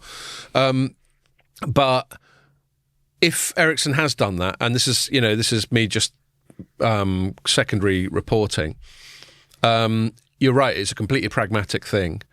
And it will be because the Trump administration has been leaning on European companies and said that we won't fucking do business with you if you don't wind your neck in. Now, that actually really bothers me. Even though I'm not a big fan of DEI and corporate virtue signalling, I still think companies should be free to virtue signalling as much as they want. It shouldn't be down to the Americans to tell European countries how much they can do that. The interesting thing about Ericsson is, do you know how much of Ericsson's sales came from the USA last year? About a quarter? 40%. Oh shit! 40%. Now you imagine what that was as a percentage of profits. Given everything we've heard and been told by people and the suspicion anyway, looking at what happens when you lose an American deal, what happens to your margins? 40%. 40%. Fuck me. Yeah. Yeah. And I think even Nokia, after its mobile setbacks, I mean, obviously they're big in. Well, I've just got Nokia's numbers up from the last time I wrote them up. Nokia across North America is 28%. Which is obviously quite a bit less, and that would include, I'm guessing, the way they do it, Canada and maybe even Mexico as well. Yeah. So, but it's significant, obviously, but it's a lot less, considering Ericsson's is 40% just in the US market. Yeah. But I guess after picking up this big Ericsson deal, this big AT&T deal, they've got half of T-Mobile. They've got a massive chunk of Verizon. I mean, it's almost... And they've got hands in I think charge Mike of Verizon Dana, my colleague, wrote a story about Ericsson being the provider to America. And they're almost the same now in the UK, by the way. Every core network of the four mobile network operators, every core network comes from one company. And when I wrote that story about Huawei in the UK recently, Huawei... ban and open RAN failures. We should pivot to them soon. Prompting security concerns. One of the things in that document that the government released was the dangers of reliance too much on one company. Yeah. Well, your whole core network infrastructure in the UK comes from someone in Sweden. Yeah. Quite. And a company that, while they're not in any danger of going bust, are not necessarily in the most robust sort of health they've ever been. They're not. And also, if they have an outage, remember a few years ago they had some problems that caused issues in Japan and the UK because of a software upgrade. Right. You get a problem, then all UK networks could potentially be affected because it's the same vendor that's got the issue. Let's on this tariff thing. Let's start to wrap it up. Why are you staring at? Worried about him because he's sighing. No, he just looks not with it. Yeah, well, bless him. He's been fighting off. He's sick of being ill. Well, also, he's flown like a lot recently. I'm reading about the tariffs and it's making me depressed as well. Oh, okay. That's that as well. As if he wasn't feeling like under the weather enough. So yeah, to wrap up the tariffs, like in the broadest sense, I think we can all agree. I was listening to a pod on the way in that was quite interesting, and he said there's basically three main reasons for doing tariffs. This is good. This is taking a step back. I apologise to the macro side. There's revenue generation. Fair enough. That's understood. But he also made the point that in a sort of Laffer curve kind of way, you have to. There's an optimal level of. You've heard of Laffer curve, haven't you? Probably. Oh, okay, well, let me very briefly explain it. It's basically a curve that's, let's say for the sake of argument, a bell curve shape. It's not an S curve. No, it's a bell curve, where along the bottom, I think the typical example of it is along the x-axis, you've got tax rate starting at 0% and ending at 100%. And then along the y-axis, you've got tax revenues. Okay. Now, you might think that there'd just be a straight arithmetic direct correlation, but it goes up for a bit, but then once you get beyond a certain level of taxation, it tails off and then starts to go down. And there's two main reasons for it. One is tax avoidance. Right. If you're getting taxed at 100%, well, people leave. Well, yeah, or they just use the black market or whatever. Right. If you're getting taxed at 100%, or they stop working. If you were getting taxed at 100%, maybe you just wouldn't bother getting out of bed because you're not. You've got no incentive. Well, so apparently the UK system at the moment is crap for if you go over 100,000. Oh, yeah, I know. There's a big article in The Economist about it that was really good this week that Badgett wrote about if you go even £1 over, you're worse off, massively worse off. It's and the reason is they start chipping away at your tax-free allowance. Yeah. So everyone's got a tax-free allowance up to about 12 grand. The first 12 grand of what you earn gets taxed at 0%, and then you start paying 25%, and then 40%, and then 45%. I mean, people won't be. But if you go go over 100 grand, they start chipping away at that, such that once you reach 120 grand, you've got no tax-free allowance. So your actual real tax rate is about 60%. You're better off earning a lot less, basically. You've got a situation now where people are saying, "I don't want to pay a rise beyond this point." Pay me, if you're lucky enough to be at that level, pay me 99 grand a year. Anyway. So there's a Laffer curve. There's an example of how when you start tax people more and more, you create incentives for them, disincentives for them to work at all, and incentives for them to avoid tax and pay accountants and live in fucking Channel Islands or whatever, or Cayman Islands. And then the other one is it reduces economic activity. Yeah. So, the total tax, the total receipts for a country is a product of the economic activity. And as we've seen throughout the late 20th century, communist countries, USSR, Maoist China, etc., etc., etc., North Korea as it still is now, when you have too many disincentives for enterprise, you just end up getting no enterprise at all and thus no tax. Yeah. So, and that applies. Why did I come up with that Laffer curve? What was the other thing we were talking about? Was it the tariffs? Oh, yeah. So the tariffs, again, there'll be an optimal level of tariffs. If you're just looking for revenue generation, there'll be an optimal level. And once you go over that, your revenue starts to drop off because you've got a disincentive from people importing into your country. Yeah. So revenue generation's one. Another one is protectionism, which we've already explored at great length. And then the third one is geopolitical fuckery, which we've also explored at great length, which seems to be part of what Trump's all about. He's just using it as a stick. As America is the biggest spender in the world, he's decided that spending power needs to be used more aggressively.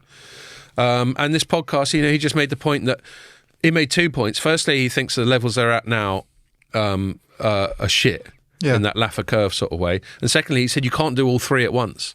You can't achieve optimal outcomes for both revenue and protectionism and geopolitical manoeuvring at the same time. You have to kind of pick one, whereas he seems to be trying to pick all three. Yeah. So that's a really interesting thing as well. But I think, the long and short of it, and, if you've got any other thoughts from a more telecoms-y side, I know you're working on a story right now which you think might have some bearing on this. The long and short of it is, as long as they stay as they are, it will escalate more. People will retaliate. Trump will counter-retaliate because that's what he does. Yeah. He's always got to be the one who's winning the pissing competition. Yeah. And it'll impoverish everyone. Yeah. There's not a lot I've got to add on the telecom front. I think the companies that we cover regularly that would be mainly affected, we've talked about a bit, Ericsson and Nokia, and there's obviously the handset guys like Apple and and there's the server companies like, there may be more to worry about. That's interesting actually in the context of virtual RAN, because they're in that game, people like HPE and Dell. And anything that's lowered their share price by, that's like a bit frightening, you would say, for those companies and what it could mean for them financially, I suppose. But 1 trillion was wiped off big tech. Right, yeah. And you're using the correct verb there. You've got to say wiped. Yes, of course, yeah. Everyone knows that. Wiped. Those are the rules. I don't make the rules. Sorry, I just thought it. No, it's fine. I'd say news in the middle of whatever you said. No, mate, I wasn't winding you up. You're in good company when by it comes Monday, to the use it'll probably of that cliche. 1.5 trillion. What is it when it's been added, though? Well, quite. What's the opposite of wipe? Yeah, exactly. Smeared. I don't want to go there. It's been unwiped. Unwiped. Wiped. Skidded. Tagged on. I don't know. Anyway. Attached. Yes. Painted. I don't know. All right. Thank you for that impromptu brainstorming. So that's that really. I mean, it's fascinating. I think it's net negative, but it is interesting just to have these things going on that are going to shake things up. Yeah. I think if Europe starts having a go... Oh, no, I don't like it. It's interesting. Yeah, it gives us something to talk about. But if Europe starts having a go at the big tech and the hyperscalers, that was the only thing I was prompting to do. I think you're writing about hyperscalers. So, yeah, right I'm covering the hyperscalers very much from a UK perspective, right, because they're under a bit of pressure in the UK market. There's a big investigation going on into them as dominant players. Yeah.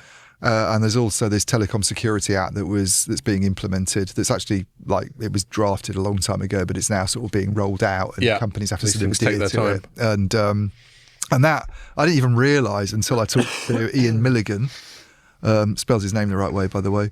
Three guy? Yeah, he's Three's chief network officer. Last saw him at the darts. Yeah, so they've moved to a new core network provider, which is Ericsson. And one of the reasons for that they didn't go with someone like Microsoft, there's the whole issue with Affirmed, obviously, that's been potentially up for sale. It seems to actually be up for sale. But the other reason they didn't do it is apparently because the Telecom Security Act makes it very hard to use public cloud now for telco stuff. And then I was chatting to Is that in a sort of sovereign cloud sort of way? No, the sovereign cloud's a little bit different. The sovereign cloud's a little bit sort of... That's more like... So what is it about that act that makes it hard to use a public cloud? It's just that you have to have things on premises and that you also have to... So basically public cloud, genuine public cloud in telco would be doing what someone like Telefonica Germany's done in Germany, which is actually putting part of their 5G network in AWS facilities. Yeah. In Frankfurt, I think it is. You couldn't do that, I don't think, in the UK nowadays. Now, BT, because I chatted to Howard Watson, who's BT's Chief Security Networks Officer at Barcelona with Pierre, and they didn't do that anyway, but he was like going on about how a lot of the stuff in the TSA would just make it really hard now to do public cloud in telco. But the other thing is this pushback that's come with sovereign cloud, this idea that's more of a sort of enterprise services on public cloud, basically, like more of a sort of BT customer perspective. Where is there an opportunity there maybe for BT to be that player that has a cloud role? Everybody in the past would have said no chance because you can't compete against the hyperscalers with the economies of scale. But if it opens up an opportunity because people are saying we don't want the public clouds involved because they're not sovereign clouds But anymore. Doesn't someone like AWS just create a data center in the UK and then put up all sorts of... Well, so this is the difference with the sovereign cloud, is that now it's not just an issue about it being on UK soil, it's who owns it. Right, so it's ownership rather than geographical. Which I think is really interesting in context of what's going on with tariffs at the moment. Totally. And if Europe starts saying that we're going to just do your companies regardless of where they happen to have plunked their data centers... Yeah. I mean, this is a thing, I suppose, just to sign off on that one. There's a reason why no one's tried this shit before. I think the last time it got tried, and I've heard people talking about this, is something called Smoot-Hawley, which happened in the 30s, which apparently turned the Great Recession to the Great Depression, or at least was one of the contributing factors. And so, if we take that as an example, and apparently these tariffs are at a higher level than even Smoot-Hawley was. Yeah.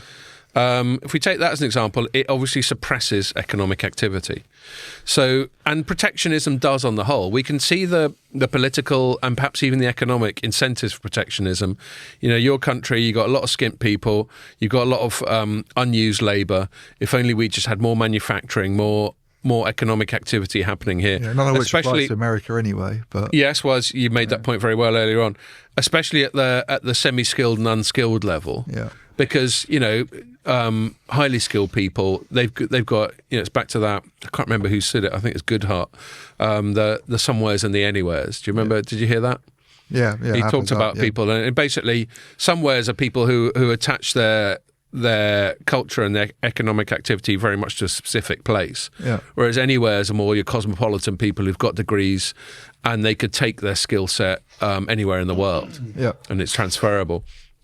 And so, you know, one of the arguments for protectionism is to try and protect those somewheres, those people who perhaps aren't so highly skilled, at least not in an academic way. They may have great blue-collar skills like plumbers and electricians and shit like that. We should have those skills. Yeah, no, they're incredibly useful skills. I mean, and there's not enough of them by all accounts. Yeah. And you know, like we're definitely anywheres. You know what we do. Yeah. We're laptop class. All we need is a laptop to do our job, innit? Yeah. So unfortunately, the laptop can do it itself now. Well, increasingly, yes. So that's what they're trying to do. They're trying to get more jobs for what you would broadly call blue collar people. Yeah. But I just think the genie's out of the bottle. Yeah. Globalization's happened. I mean, a lot of these jobs are being automated anyway, frankly. So yeah, I know he's picked a funny time. Yeah. To try and channel more work towards blue collar labour at a time when automation is proceeding at such a rate. Has he been to the Tesla factory? It's all robots. I noticed, by the way, you mentioned Elon Musk. He's been remarkably quiet about this whole tariffs thing. He's outpouring on Twitter, as I continue to call it. Yeah. We used to call it X. Well, he's very conflicted. Name. He's obviously thinking, I don't want to say... He's trying to get as much else. He doesn't want to piss off the Chinese, for starters. Totally.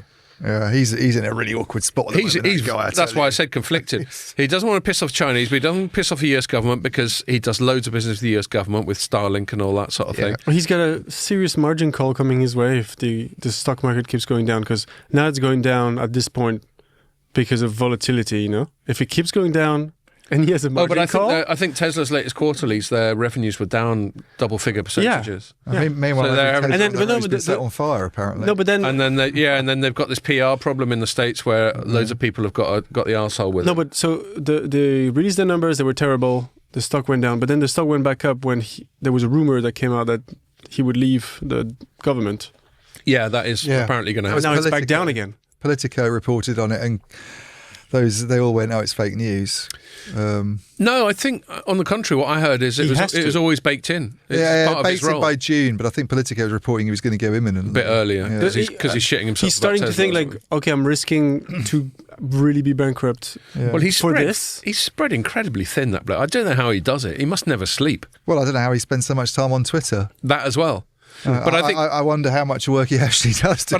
But I actually think one of the reasons, one of the many reasons he's such a gobshite on Twitter or X is because he probably sets aside, let's assume he sleeps like 4 hours a night, so he's being productive for 20 hours a day. He probably only sets aside half an hour for X, so he just goes on and goes blah for half an hour. Maybe. And it's just, when he's however intelligent he is, it's not very well like you at the end of the pod. Thought out stuff. Yeah. No, I think he's just tweeting when he's on the can, Yeah, just well. That's the only time he has, he's... He eats a bowl of bran flakes and does tweeting.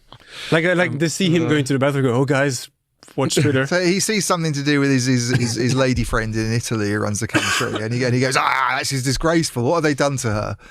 Is it without even considering it? What's her name? What? Not the Prime Minister? Not Mellons. Mellons is like his girlfriend, isn't she? Basically now. Well, I don't think she was.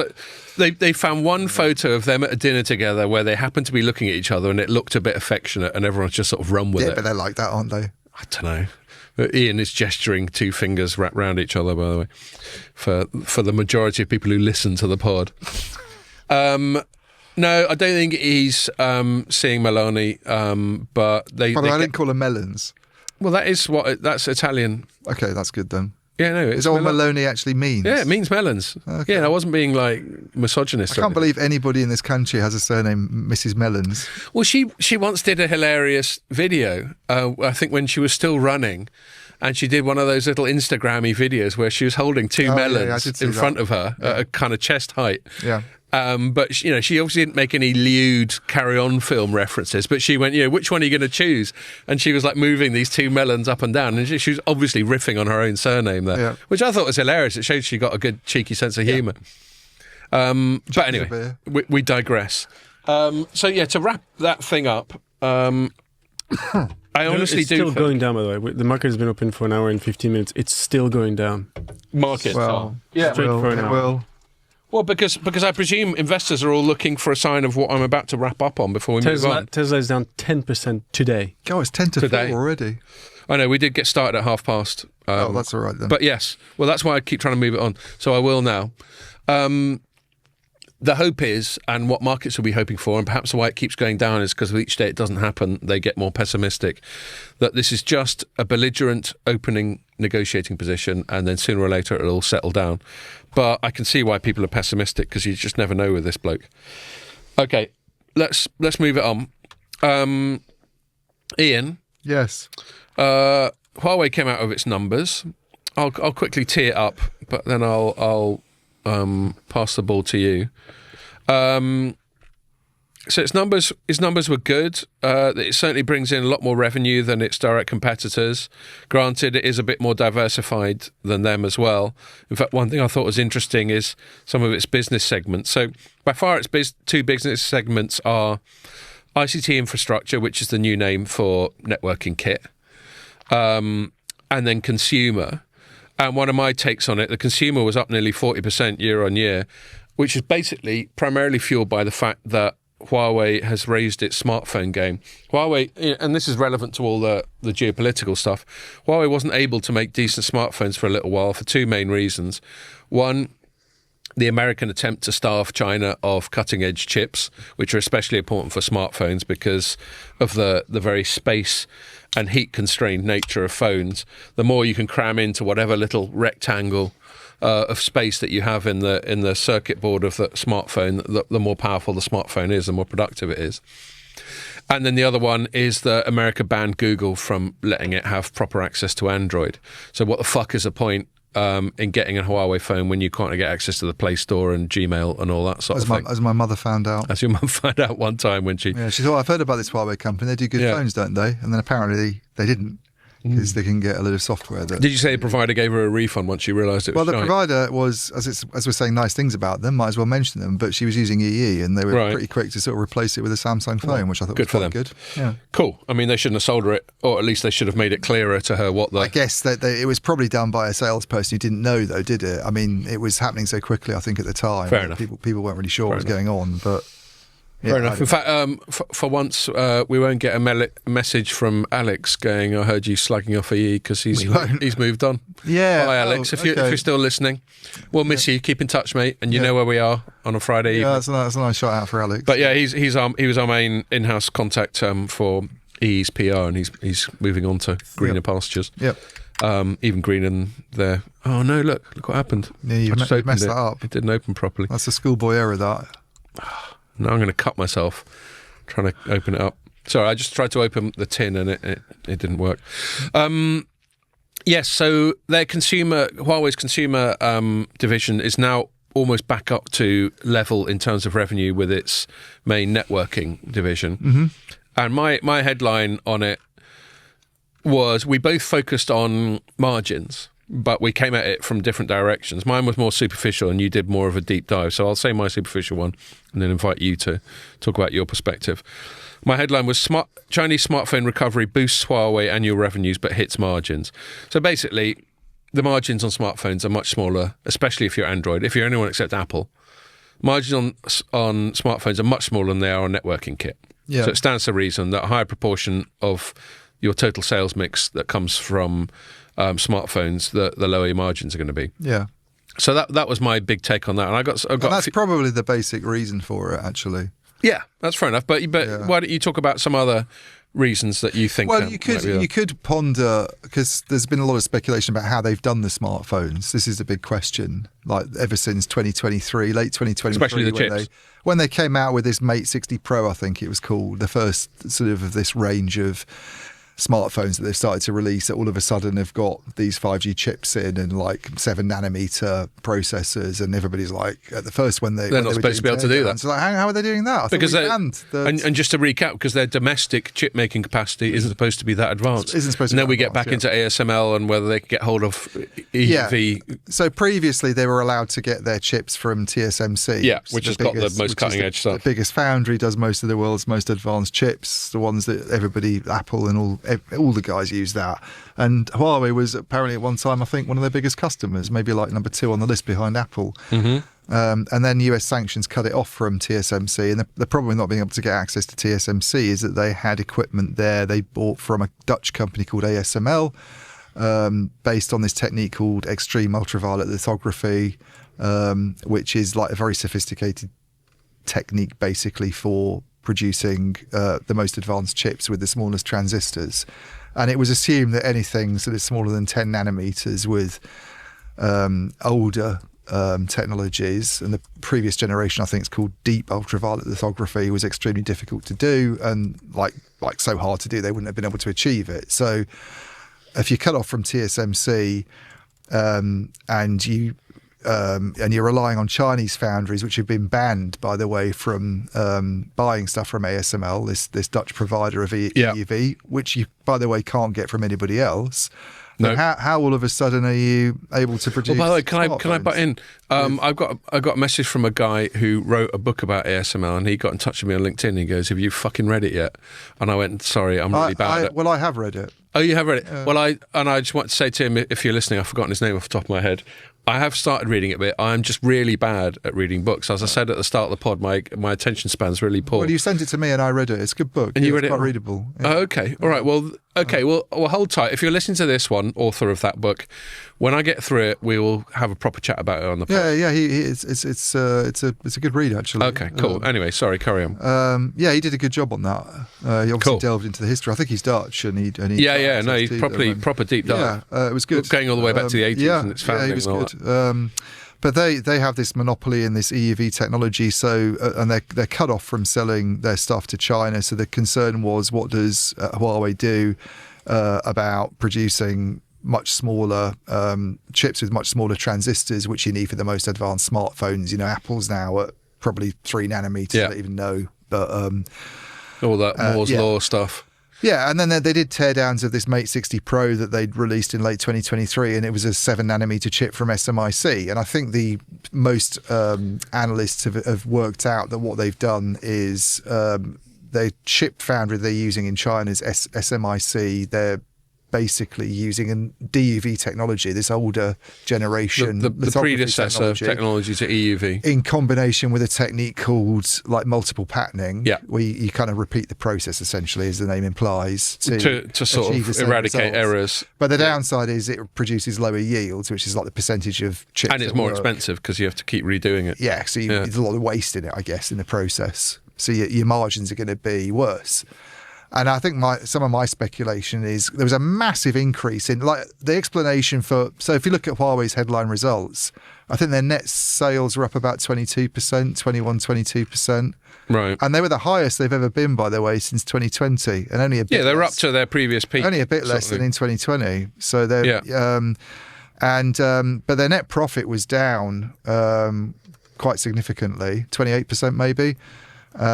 Which a lot of people led on. Yeah, and if you look at the 28%, well remembered. Yeah, the explanation, I think, from the official explanation from the sort of Huawei people, which is kind of valid, this is clearly a factor, was that if you looked at it last year, there was a big gain from the disposal of assets, which included this Honor smartphone brand, which was like its more budget smartphone brand, and also some server stuff that they had, which brought them a lot of money. And there was also an increase in R&D spending this year. I mean, they're spending a huge amount on R&D. It's ridiculous, like 24 billion, I think it works out. It's mad, isn't it? And therefore, that's the reason for the dip in like net profit. But if you look even if you look at the sort of gross profit level, which doesn't, by the way, that line comes before you would include the gains from asset disposals and R&D costs. There was a hit to profitability. Then gross margin went down like a couple of percentage points almost, I think.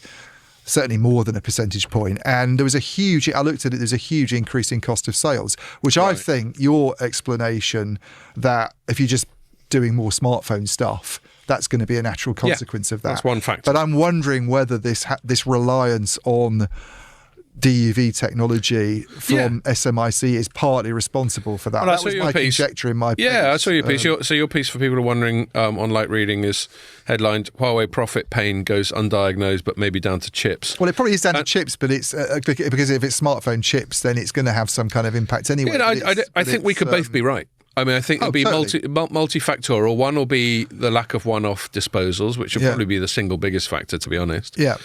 And another will be the margin difference with smartphones. But a third one could be, if Huawei is being incentivized or forced to by the Americans to get its chips from SMIC, and SMIC is having to charge relatively more for a 7-nanometer chip than they would get charged by TSMC because it's using a less efficient process, then it stands to reason it will pass on that cost to Huawei.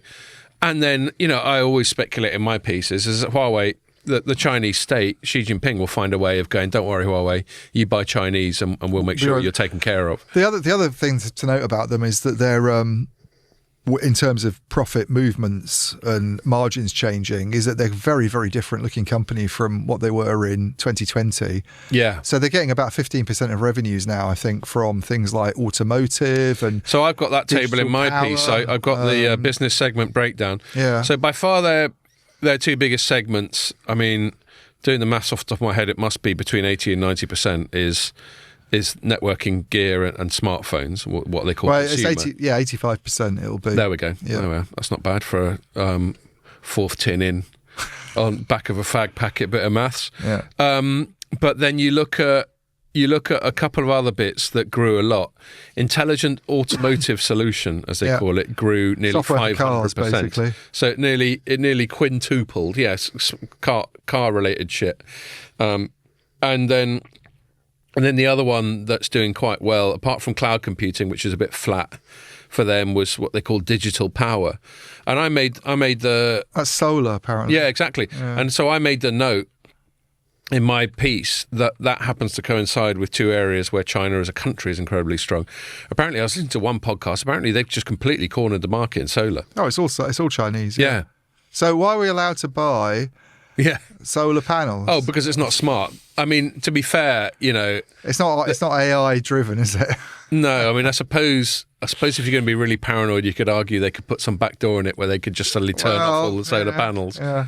But it's less of a smart component, isn't it? True. Yeah, less of a smart appliance. But the car one, we were talking about Tesla earlier. A Chinese company and giving it the funds it needs to go and do sinister stuff in AI, Scott.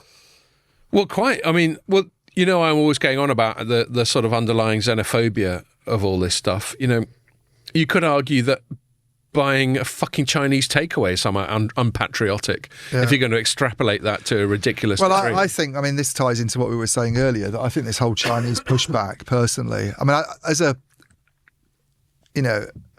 average guy, when you see the stuff that's coming out of America at the moment, it kind of makes you feel slightly less sympathetic towards America and maybe more sympathetic towards other parts of the world. Well, going back to our main segment. A knee-jerk reaction to that is... Yeah. Well, we said it earlier, they're expending a lot of goodwill, and goodwill is not infinite. They are expending a lot of goodwill, It's not infinite, and, every time I slag off something America's done, I always feel the need to sort of explain to our audience that this isn't out of some...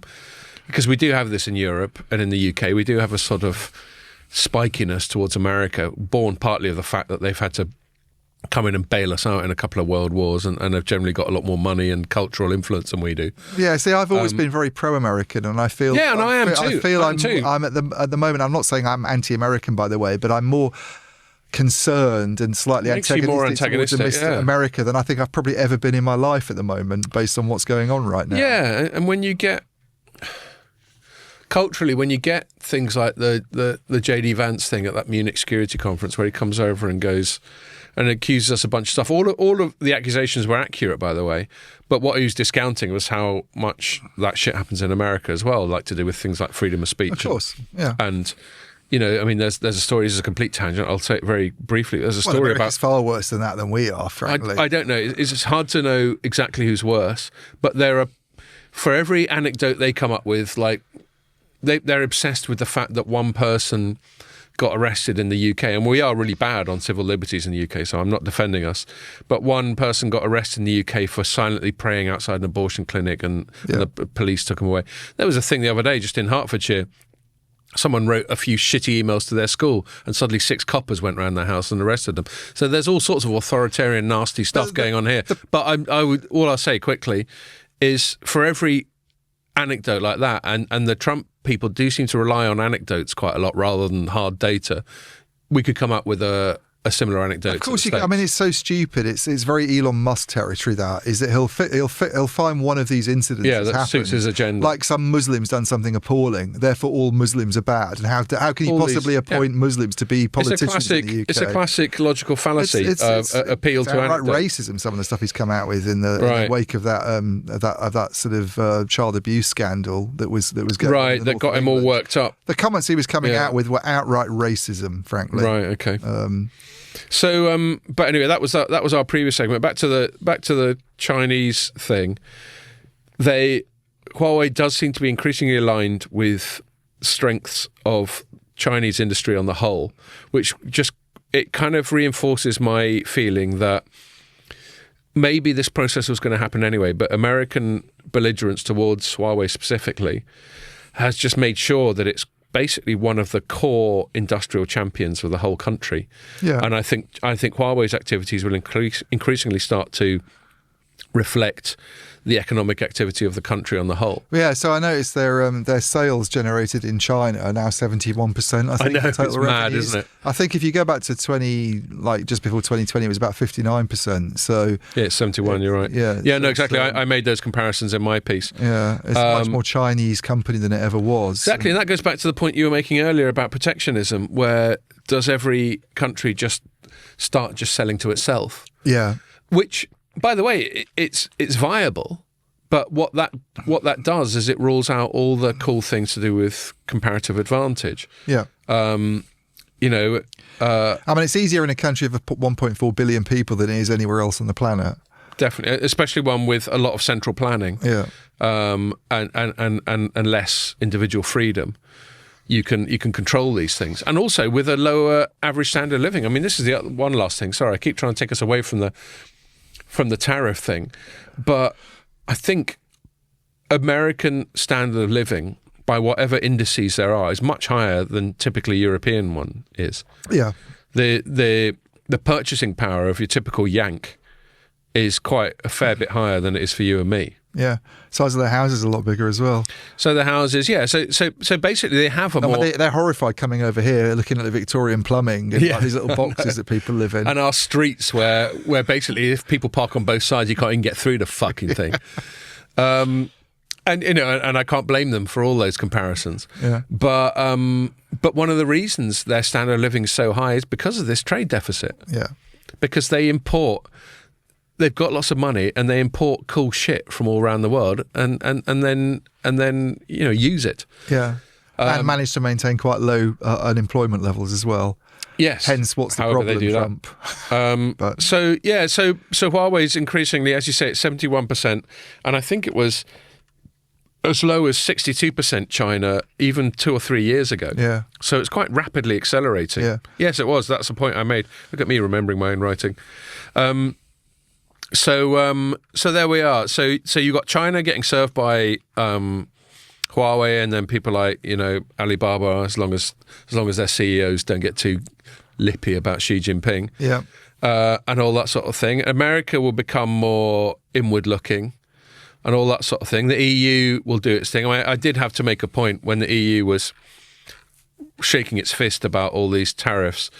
What is it? I've got a quote from Ursula von der Leyen, who's the head of the European Commission, unelected, I might add.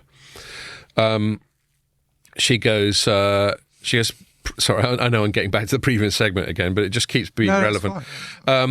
She goes, President Trump's, this is a quote, President Trump's announcement of universal tariffs on the whole world, including the EU, well done for noticing the EU is part of the whole world, is a major blow to the world economy. And then I noted that Trump has imposed a blanket tariff of 20% on all imports from the EU. And then, quote again, uncertainty will spiral and trigger the rise of further protectionism. And again, in my own editorial, I went, the EU, of course, is inherently protectionist too, which it is. The EU is almost designed to favour members of the EU over non-members of the EU, as we've been experiencing post-Brexit. Yeah. And then she goes on to say, all business, big and small, will suffer from day one. From greater uncertainty to the disruption of supply chains to burdensome bureaucracy, the cost of doing business with the United States will drastically increase, and what's more, there seems to be no order in the disorder, no clear path through the complexity and chaos that is being created as all US trading partners are hit. And again, I had to make the point that I said there's an excruciating irony to the EU lamenting burdensome bureaucracy as they're the fucking kings of it. Yeah. But then I said the rest of her points were good. And the biggest one is where she said there seems to be no order, disorder, no clear path through the complexity. They just don't, I was hypothesizing that the exit might just be a compromise. But you were saying, though, I mean, if you look at the scenarios of how this plays out, one of them being that there's a certain amount of threats and maybe it gets de-escalated and there's some concessions that get made and that's one way it plays out, and another one being it just gets worse and worse. I'm kind of wondering, I mean, bringing it back to sort of telecoms companies involved in all this, because one of the key things here, and this gets into the Open RAN stuff a little bit. Yeah, in fact, we'll use that as a segue in a sec. Was not the absence of US headquartered companies that make mobile network equipment, and this idea that as long as you do it here, it's okay. But maybe one way that this escalates and actually gets worse is that becomes more of a, well, hang on a minute, it's not good enough. In the same with the sovereign cloud stuff I was just talking about a minute ago, where Howard Watson's saying it's not good enough now to put your data center here and be AWS. You actually need to put your data center here and not be AWS. Yeah. Maybe you need to be an Ericsson that's got a headquarters in America, or a Nokia that's owned by an American company. And again, I keep referring back to it, that will start to negate all this comparative advantage stuff, because that's not a core competence of Ericsson. Yeah. Now, it may be that it wasn't a core competence of Huawei, going back to that segment we were talking about, to do things like solar panels and connected smart car stuff. By the way, who's the one we were talking about? Tesla earlier. There's a Chinese company that I think is just overtaken Tesla in terms of what are they called? BYD. There we are. So China's kind of kicking ass on that one to the detriment of Tesla. I saw one today cycling here, actually. You what? I saw one today cycling here. Oh, really? Yeah. God, I don't know if I'd recognise the branding of those cars. Well, they should be banned, shouldn't they? Outrageous. No. Chinese cars, software in them. They're probably just fucking... They got bombs in them. You could drive them off the tops of, buildings where they've got parking lots upstairs. It'd be like that film, The Fast and the Furious, or whatever it is, where all the cars drive off the buildings. And suddenly Vin Diesel gets taken over. Anyway, look, let's... We're running out of time. You just set up a little segue into the chip side. Oh, yeah. So we're moving back. We touched on this a couple of times... we're having a deep section earlier on. Well, yeah, but it's at the end of the pod. After 4 beers. So it'll be both drunken and hurried. But we were talking before when we were waiting for Pierre to turn up, because he was a bit late. He didn't even respond to that. He's too knackered to even respond to my provocations. You didn't cycle here, did you? I did, yeah. He did cycle. Oh, fair play to him. Yeah, but it's electric. Remember, I don't make any effort. Oh, that's true. Okay, he just sits even there. so, you've still got to concentrate on where you're going. I still miss the days when he had his Silver Surfer little powered surfboard that he used to have. I know, that was good. Till he got busted. How much did you get fined for using that? It's like £100 or something. Shit, man. Yeah. He looks so cool. That was a lot back in those days. He just get on it and just go, yeah. Anyway, but yeah, so we were just chatting while we were waiting for Pierre to turn up about a third segment, and you've just written a piece that was published yesterday. It was headlined, Ericsson close to NVIDIA breakthrough in virtual RAN. And we thought we'd talk about it, not just because you'd written the story, and I'll invite you to outline that in a sec, but this whole thing from my point of view, so, like I said at the start of this pod, I always sort of take the piss out of you because you write so much about the RAN and the diversification of the RAN, and especially the interest of other, principally US silicon providers in getting involved in the RAN. But I only wind you up just because I noticed a pattern that you write about it a lot. It's not that I don't think it's worthwhile. And where I get into is the cloud aspect of it. So I understand the basic premise of cloud computing, which is that you've got a bunch of computing resource in a central location, obviously connected up by companies like Infinera and that sort of thing. Yeah. And especially if you're a smaller business or even a larger business, again, this is a comparative advantage thing, just to labour the point even more. It's a core competence of AWS or Microsoft or Google or some other specialists, some people at Nscale who we had lunch with, to provide that computing resource at the remote location, and then you access it through communications networks. And it's just more efficient for you to do that than create your entire whole on-premise computing situation. And that's basically the cloud proposition. Yeah. And then one of the reasons it works for cloud providers is they have clever software, which means that when their hardware has stopped doing a task for one customer, it goes straight on to doing a task for another customer. So it's operating at optimal capacity the whole time. And now that they're trying to apply that logic to the RAN, the radio access network, i.e., the macro cells. I think the RAN's followed the core in this area, right? Okay. With telcos. Okay, well, why don't I shut up? Why don't you carry on the narrative from? Yeah, so telcos are moving some of their telco and their network workloads to the cloud. Whether it's the public cloud or a private cloud. That move's already happened in the core network to some extent. In terms of the radio access, the clearest example of this actually in a proper we were talking about the distinction between the virtual RAN and cloud RAN expressions earlier. The clearest way I would think about cloud RAN is something that actually happened at MWC Barcelona this year, which was AWS coming out with this Outposts server, which is the server that it would provide. So it's blurring the lines a little bit between public cloud, I guess, and private cloud, but it could feasibly, in some instances, I guess, be a server that's based in an AWS facility rather than a telco facility.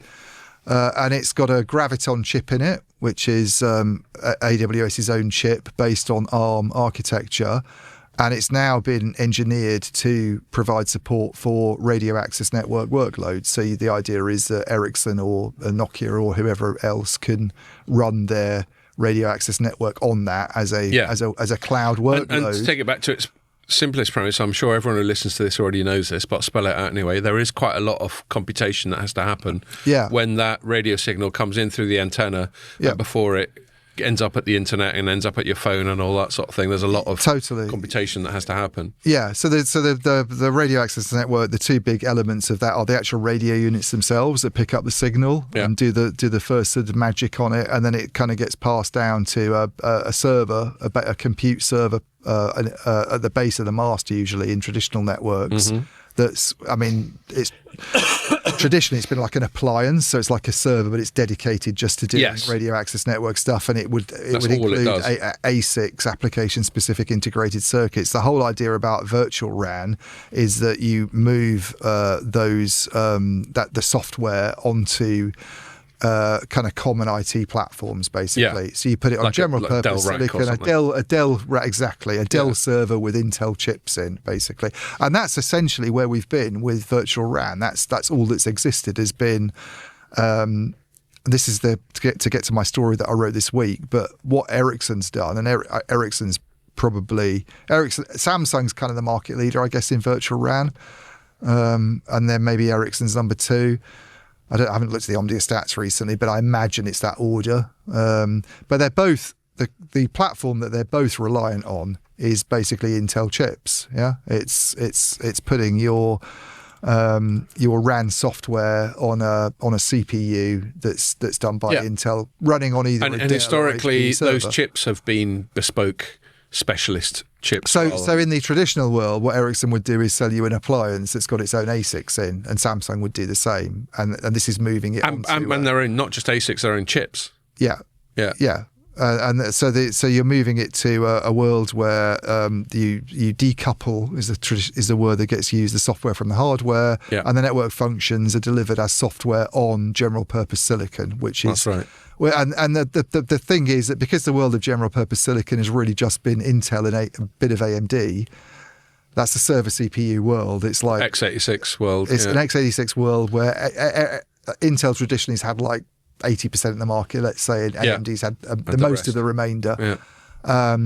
It's been very much dominated by Intel, the world of virtual RAN. In fact, they're pretty much the only company. And in fairness to Intel, they've done a pretty good job of supporting it. I mean, they have their critics. They have people who say they've had to customize the chips they're providing. It's no longer as general purpose as it looked, but they are the kind of market leader. And Intel, over its history, over decades, have got quite a few missteps in trying to diversify its silicon offering beyond just that core, really good, really powerful, really reliable CPU into more specific environments. Yeah, I mean, the virtual RAN's not really taken off. It's still only. And why hasn't it?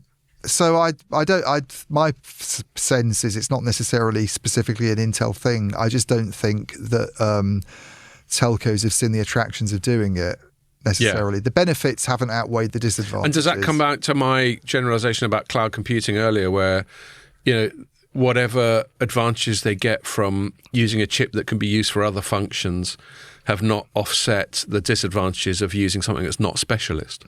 Yeah, exactly. I think that sums it up really well. So I mean, even Ericsson now, with all of it, it's like we're all about virtual RAN. We're going to be completely virtualized in the future. You ask them the question, you specifically say, so does that mean you're not going to be doing your own ASICs in the future and it's all going to be general purpose silicon? And they go, no, ASICs are still a lot better. And it seems that operators kind of agree. I mean, they're locked. There's a certain amount of the industry being quite slow to change through generations, and you roll out your network. We were talking about this earlier. Who's going to move away from swap outs? Don't happen very often. Unless you're forced to do a swap out. You've built a lot of equipment out at great expense. I think one I mentioned, and I think it was on last week's pod about the Mavenir panel I did at Mobile Congress, and they were talking about 8-year sort of obsolescence cycles. Yeah, right. It's a long time. Yeah. You spend all this money on putting up your mast equipment and you build out your appliances, and someone goes, well, we can do virtual RAN for you. And it's like, well, what are the benefits of doing virtual RAN? And they're like, well, you can put it in a data center and you can use those servers potentially maybe for doing some other things. Well, you talk to Ericsson, they go, well, that's unlikely to actually be used for other stuff. It's maybe going to be at the mast site still, probably. It's like, well, then, there's some automation benefits you can get. There's not enough of an advantage. It's not a compelling argument. And then you've got all the downsides, by the way, of general purpose silicon just not being as efficient to do the complexities of the radio access network as dedicated silicon, basically, as custom silicon. Well, exactly. So the trade-offs, as I just said a minute ago, the trade-offs have got to be there. Yeah. Whereby, it's not quite as good in a specific way. Yeah. But we get the cloud trade-offs, and this is where it comes up to the question I wanted to ask you. Have you got room for more? We've only got about 10 more minutes, but we can start one. Yeah. So you can have a Brixton lager or a Punk IPA. You choose. I'll have the other one. Brixton. Okay, there you go. My understanding of a lot of this, and it's less than yours, so I'm saying this for you to correct me if need be, is a lot of it comes down to the edge, where telcos can play a part. Obviously, telcos, Ericsson or an operator is not going to compete with AWS at what AWS does well. Yeah. No one's going to, with the possible exception of Microsoft and Google. Yeah. But when it comes to the edge, i.e. maybe we've got these macro cells, we've got all these masts that we all see by the side of the A1 or whatever when we're driving along, that I sometimes sadly point out to my family when we're driving into London. Doing your base station spotter stuff. Exactly. That's where you get your fucking mobile phone from. No, actually, I probably normally say that's what pays the bills. Yeah. That at the bottom of that base station, where there's always been some degree of small sort of server activity, you just get a much bigger server presence. Yeah. And you spend more money, and this will lead us back to your story about NVIDIA. You spend more money on the processing, and then do more shit with it. And the argument I've always found elusive and unconvincing is, what is this other shit? What is the ROI? What's the incentive to spend all this money on, let's say, one of these NVIDIA weapons grade graphics cards? Yeah. When only, let's say, for the sake of argument, 10% of its capacity is required for the core telecoms-y stuff. Yeah, well, what do you do with the rest of it? Yeah, so the story I wrote this week was about this kind of breakthrough that Ericsson's made, where, so as I say, up till now, all of its virtual RAN stuff has run on Intel CPUs.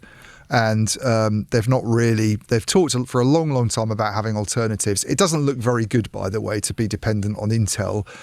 Even if Intel was in brilliant health, it wouldn't look very good, because the whole point about things like Open RAN, which virtual RAN often gets grouped with, is it's about diversity and competition. So to have only one company that does it, it's a bit like the ASML situation. It doesn't really look healthy in a market. Yeah, and as we spoke about a fair bit with Neil last week, I mean, it's not consistent with the Open RAN promise of 5 years ago if you're having a single vendor Open RAN. It's just nonsense. So, and they've talked for a long time about bringing in other options, and you've basically got the alternatives fall into a couple of categories. One is AMD, which is on the same x86 platform. And the nice thing there is that because it's on the same x86 platform, this promise of virtualization is easier. You know, you could potentially take the same software and move it to an AMD chip and not have to make changes as much because you're using the same architecture. The sort of core code. Or you look to alternatives beyond that, because that's still only two companies, and the alternatives beyond that are all pretty much companies that are based on a different architectural platform, which is ARM, which is a UK-based company but owned by SoftBank these days. Yeah. For a long time, has been trying to sort of crack into the server CPU. I think it's doing all right, by the way. I mean, his laptop now is an ARM-based CPU in it. So these Apple M series ones are ARM-based. It's changing quite a bit. And one of the things that came out of MWC Barcelona is quite a bit of momentum happening all of a sudden with ARM. So I just mentioned AWS with its Graviton stuff, that's ARM-based. Yeah. There's a company called Ampere Computing that's just got bought by SoftBank, interestingly. I'm wondering whether that's going to run into some regulatory concerns because they also own ARM. That guy, what's he called? Masayoshi Son? Yeah. Masayoshi he just Son. Fucking buys everything. Yeah. But he just chucked 40 billion at OpenAI. Totally, yeah. But Ampere's very much in this virtual RAN space. They're trying to present chips. And the other big one is NVIDIA, which has this story called AI RAN. And the whole thing about AI RAN is, what does that mean? It means having chips that you use both to do virtual RAN, so they compete against Intel in that market. But your point about you're only going to use 10% of the chip because it's a GPU, there's a big power hungry. They're like the kind of strong men of the chip world, the Arnold Schwarzeneggers. Going back to like World's Strongest Man from the 80s, like getting Jeff Capes to bring your shopping home. Yeah, exactly. He's got spare capacity. A few eggs. That's the RAN. and then the really heavy loading stuff is like what NVIDIA's pitch is that all of that is all these AI applications that you provide at the edge of the network, which has never really worked out for telcos in the past. This idea that you do edge computing, you host applications closer to the end user. You reduce latency. Yeah. The example that SoftBank came out with, I thought was quite laughable a few months ago when they were talking about why would you need to do AI applications at the edge rather than in a hyperscaler facility. They had this example of like a robot dog walking around with you. Yeah. And if you had to host it from the hyperscaler facility that's a long way away, it would be a delay in its actions. Effect, and it wouldn't respond as quickly. No, and robotics. But who knows where it's going to go? I don't know. Robotics and drones are probably the best use case I've heard of for low latency. Yeah. That and autonomous driving, but which counts as robotics. We don't know where it might go, but for the time being, that's the trouble with the economics angle of the NVIDIA story, I think. But the Ericsson pitch about the NVIDIA thing that I wrote this week is that they are quite advanced in terms of putting their virtual RAN software that they developed initially to run on Intel and that is running on Intel in some deployments commercially on NVIDIA's chips instead. And when we say NVIDIA's chips, by the way, we're not talking about the GPUs. We're talking about Grace, which is a CPU based on ARM's architecture. So that's it's pretty much what... So you got Grace Hopper, which is You've got Grace Hopper. There's two elements to Grace Hopper. Yeah. Grace is the CPU, Hopper is the GPU. Right. And what Ericsson's done is, so it's the same as basically putting it on Graviton or putting it on Ampere. The idea being that if ARM architecture is fairly common about along those, between those those different chip providers, you should be able to put it on any of them. If it's properly virtualized and it's properly hardware independent, which is one of the whole purposes of virtualization, this hardware software decoupling. Exactly. The issue with moving from x86 to ARM is a bit more of a challenge because there's some differences between those two systems. Yeah, and it has been for ages. I remember when, back in previous jobs, when we were talking about Windows on ARM, it took Microsoft ages. I still don't know how good it is to try and make Windows work as well on ARM as it did on x86. So Ericsson says. So I talked to Ericsson for this story, and they say they've been able to port from x86 to NVIDIA's ARM-based CPU, Grace, without that many changes. They've actually got software now that's fairly agnostic. The main challenge has come with this instruction set called, you need vector processing, basically, to be included in the CPU. Right. Vector processing is basically the ability to do multiple calculations at the same time. Which is a real strength of GPUs. It is a strength of GPUs, but they needed this to be in the CPU. Okay, all right, support for this in the CPU. Now, Intel for a long time has had this thing called AVX512, which is like it's an instruction. Found it in your piece. Yeah, it's like an instruction set extension that allows you to do vector processing. And the reason vector processing is really important is because you have this category of software that's very, very challenging called layer one. It's all the physical layer, which is all the most demanding. That's where a lot of the heavy lifting goes on. And AVX512 has been very useful for helping them to support that. And for a long time, one of their concerns was that ARM didn't have an equivalent. And there's in the most recent ARM-based processors, there's this thing called SVE2, which is basically ARM's equivalent of AVX512. Okay. And that's allowed them to do software that works on an ARM processor, in this case, NVIDIA's Grace chip, as well as it works on the Intel one. The challenge is moving it from AVX512 to SVE2. That's where there needs to be some tweaking. Okay. But they've said it's fairly minimal. And a lot of this is based on you chatting to a guy from Ericsson. Matteo Fiorani, who's in charge of that. But there's it might even get simpler in the future. ARM's been working on this abstraction layer, which would basically mean that you can move from AVX512 to SVE2 without even needing to do any changes. That's the idea of it. But Ericsson's not even sure if it needs to do that. They're saying that they've got a system now where there's a few tweaks to go from AVX512 to SVE2, but it's not required like a huge development effort to do it. So I get your point. I think it's great reporting and great interview with there, and you get into that arcana that you were just describing with the AVX512 and all that. I think my question is, and I think we'll have to wrap up here. Yeah, getting some body language of Pierre. You've been very patient, mate. Is even if, so the premise of your story, the headline was Ericsson close to NVIDIA breakthrough in virtual RAN. Yeah. Even if this breakthrough happens, as you detail in your story, and I urge people to read it to find out more, it still doesn't really answer my question about why you would bother. Yeah, that's the key thing is why they might want to bother. Why Ericsson would want to bother is because they probably want to have alternatives to Intel. Okay. Because there's a lot of speculation at the moment about Intel's future. I mean, they've got a new CEO at the moment. They have offered around their RAN assets, I've been told. There's also a story about them going into business with TSMC for the foundry stuff. Yeah. I mean, I think that would be fine, but the bigger concern for Ericsson is if they suddenly decide that they're going to retreat completely from doing virtual RAN stuff. The point is that they're at a shaky phase of their life. And maybe you don't want to be all in on that. And that's the reason why it says close to and not an NVIDIA breakthrough, because the one challenge that remains for them is there's still a little bit of the software that doesn't run on the CPU. There's a bit that runs on an accelerator, right? Which is this function called forward error correction. That consumes a lot of resources, consumes a lot of IT resources. Feck, for sure. Feck, yeah. Fucking hell. Sounds like Father Ted. Fuck this, yeah. So that function they get from Intel, basically.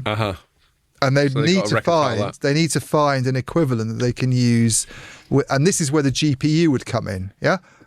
So this is potentially what they could do is take a FEC that NVIDIA's designed, which they have. They have one that they've provided as part of this aerial stack that they've developed.